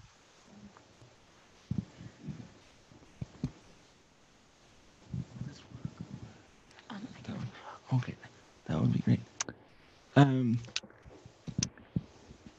Good afternoon, or I guess good evening, Commissioners. My name is Andrew Riggle. I'm the Disability Law Center's public policy advocate. The DLC is Utah's protection and advocacy agency. Those in this room may be among the only ones in the country to appreciate the 2000 election because it gave rise to the Help America Vote Act. Thanks to HAVA's electronic voting machine requirements, I was able to vote by myself for the first time 2 years later. Unfortunately, due to cost and security concerns, there's an emerging conversation about returning to paper ballots. Security and accessibility aren't and shouldn't be mutually exclusive. In fact, they should be highly, if not equally, prioritized when choosing a voting system. Several states have seemed to find a balance using a ballot marking machine, which creates a paper trail. Even so, on the machine Utah chose, for example, making the text bigger may not make it big enough to read easily. Also, audio instructions for using the keypad to navigate a ballot on the screen are complex and hard to remember. Additionally, the keypad doesn't follow the standard layout to which many voters who have low vision or are blind have become accustomed. If these are some of the challenges encountered by voters used to finding their way around obstacles like these every day, imagine the frustration felt by volunteer poll workers who have little or no training who are asked to help. Fortunately, there are more possibilities. The vote at home movement's growing in popularity. We've also seen how vote by mail is increasing electoral participation across the board. Unfortunately, because of an almost complete lack of accessible options, it still requires many voters with disabilities to rely on others. Thankfully, there are other solutions.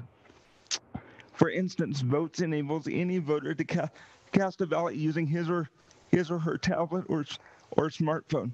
This means voters with disabilities can use the same assistive technology that works for them every day. It also uses blockchain to ensure that each vote is secure and auditable.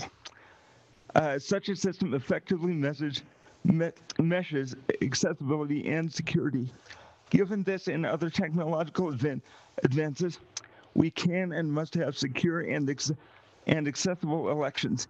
As the Election Assistance Commission crafts guidance, please use your influence to encourage states to incentivize the purchase of systems which offer a similar equity of access by allowing each and every voter to exercise his or her right to securely cast a private and independent ballot. Americans deserve and will accept nothing less. Thank you for your time and consideration of our perspective. Thank you, Mr. Riggle. We appreciate your participation today. And finally, last but not least, most certainly, Senator Daniel Ivy Soto, who is a senator from the state of New Mexico. Thank you very much, Madam Chair, members of the commission. And I look forward to conversing with you all over the next couple of days during the Board of Advisors meetings as well. I did, since I was here, though, during this hearing, I did want to offer a couple of comments. The first, just an abbreviated comment, but I think a critical one that has come up a number of times today, and that is we are election people. As election people, we are process-oriented, and we consistently advise others about the dangers and the hazards of procedural shortcuts. Any talk about decision-making in the absence of an EAC quorum should be dispensed with as desiring expediency over process, and this is antithetical to election administration.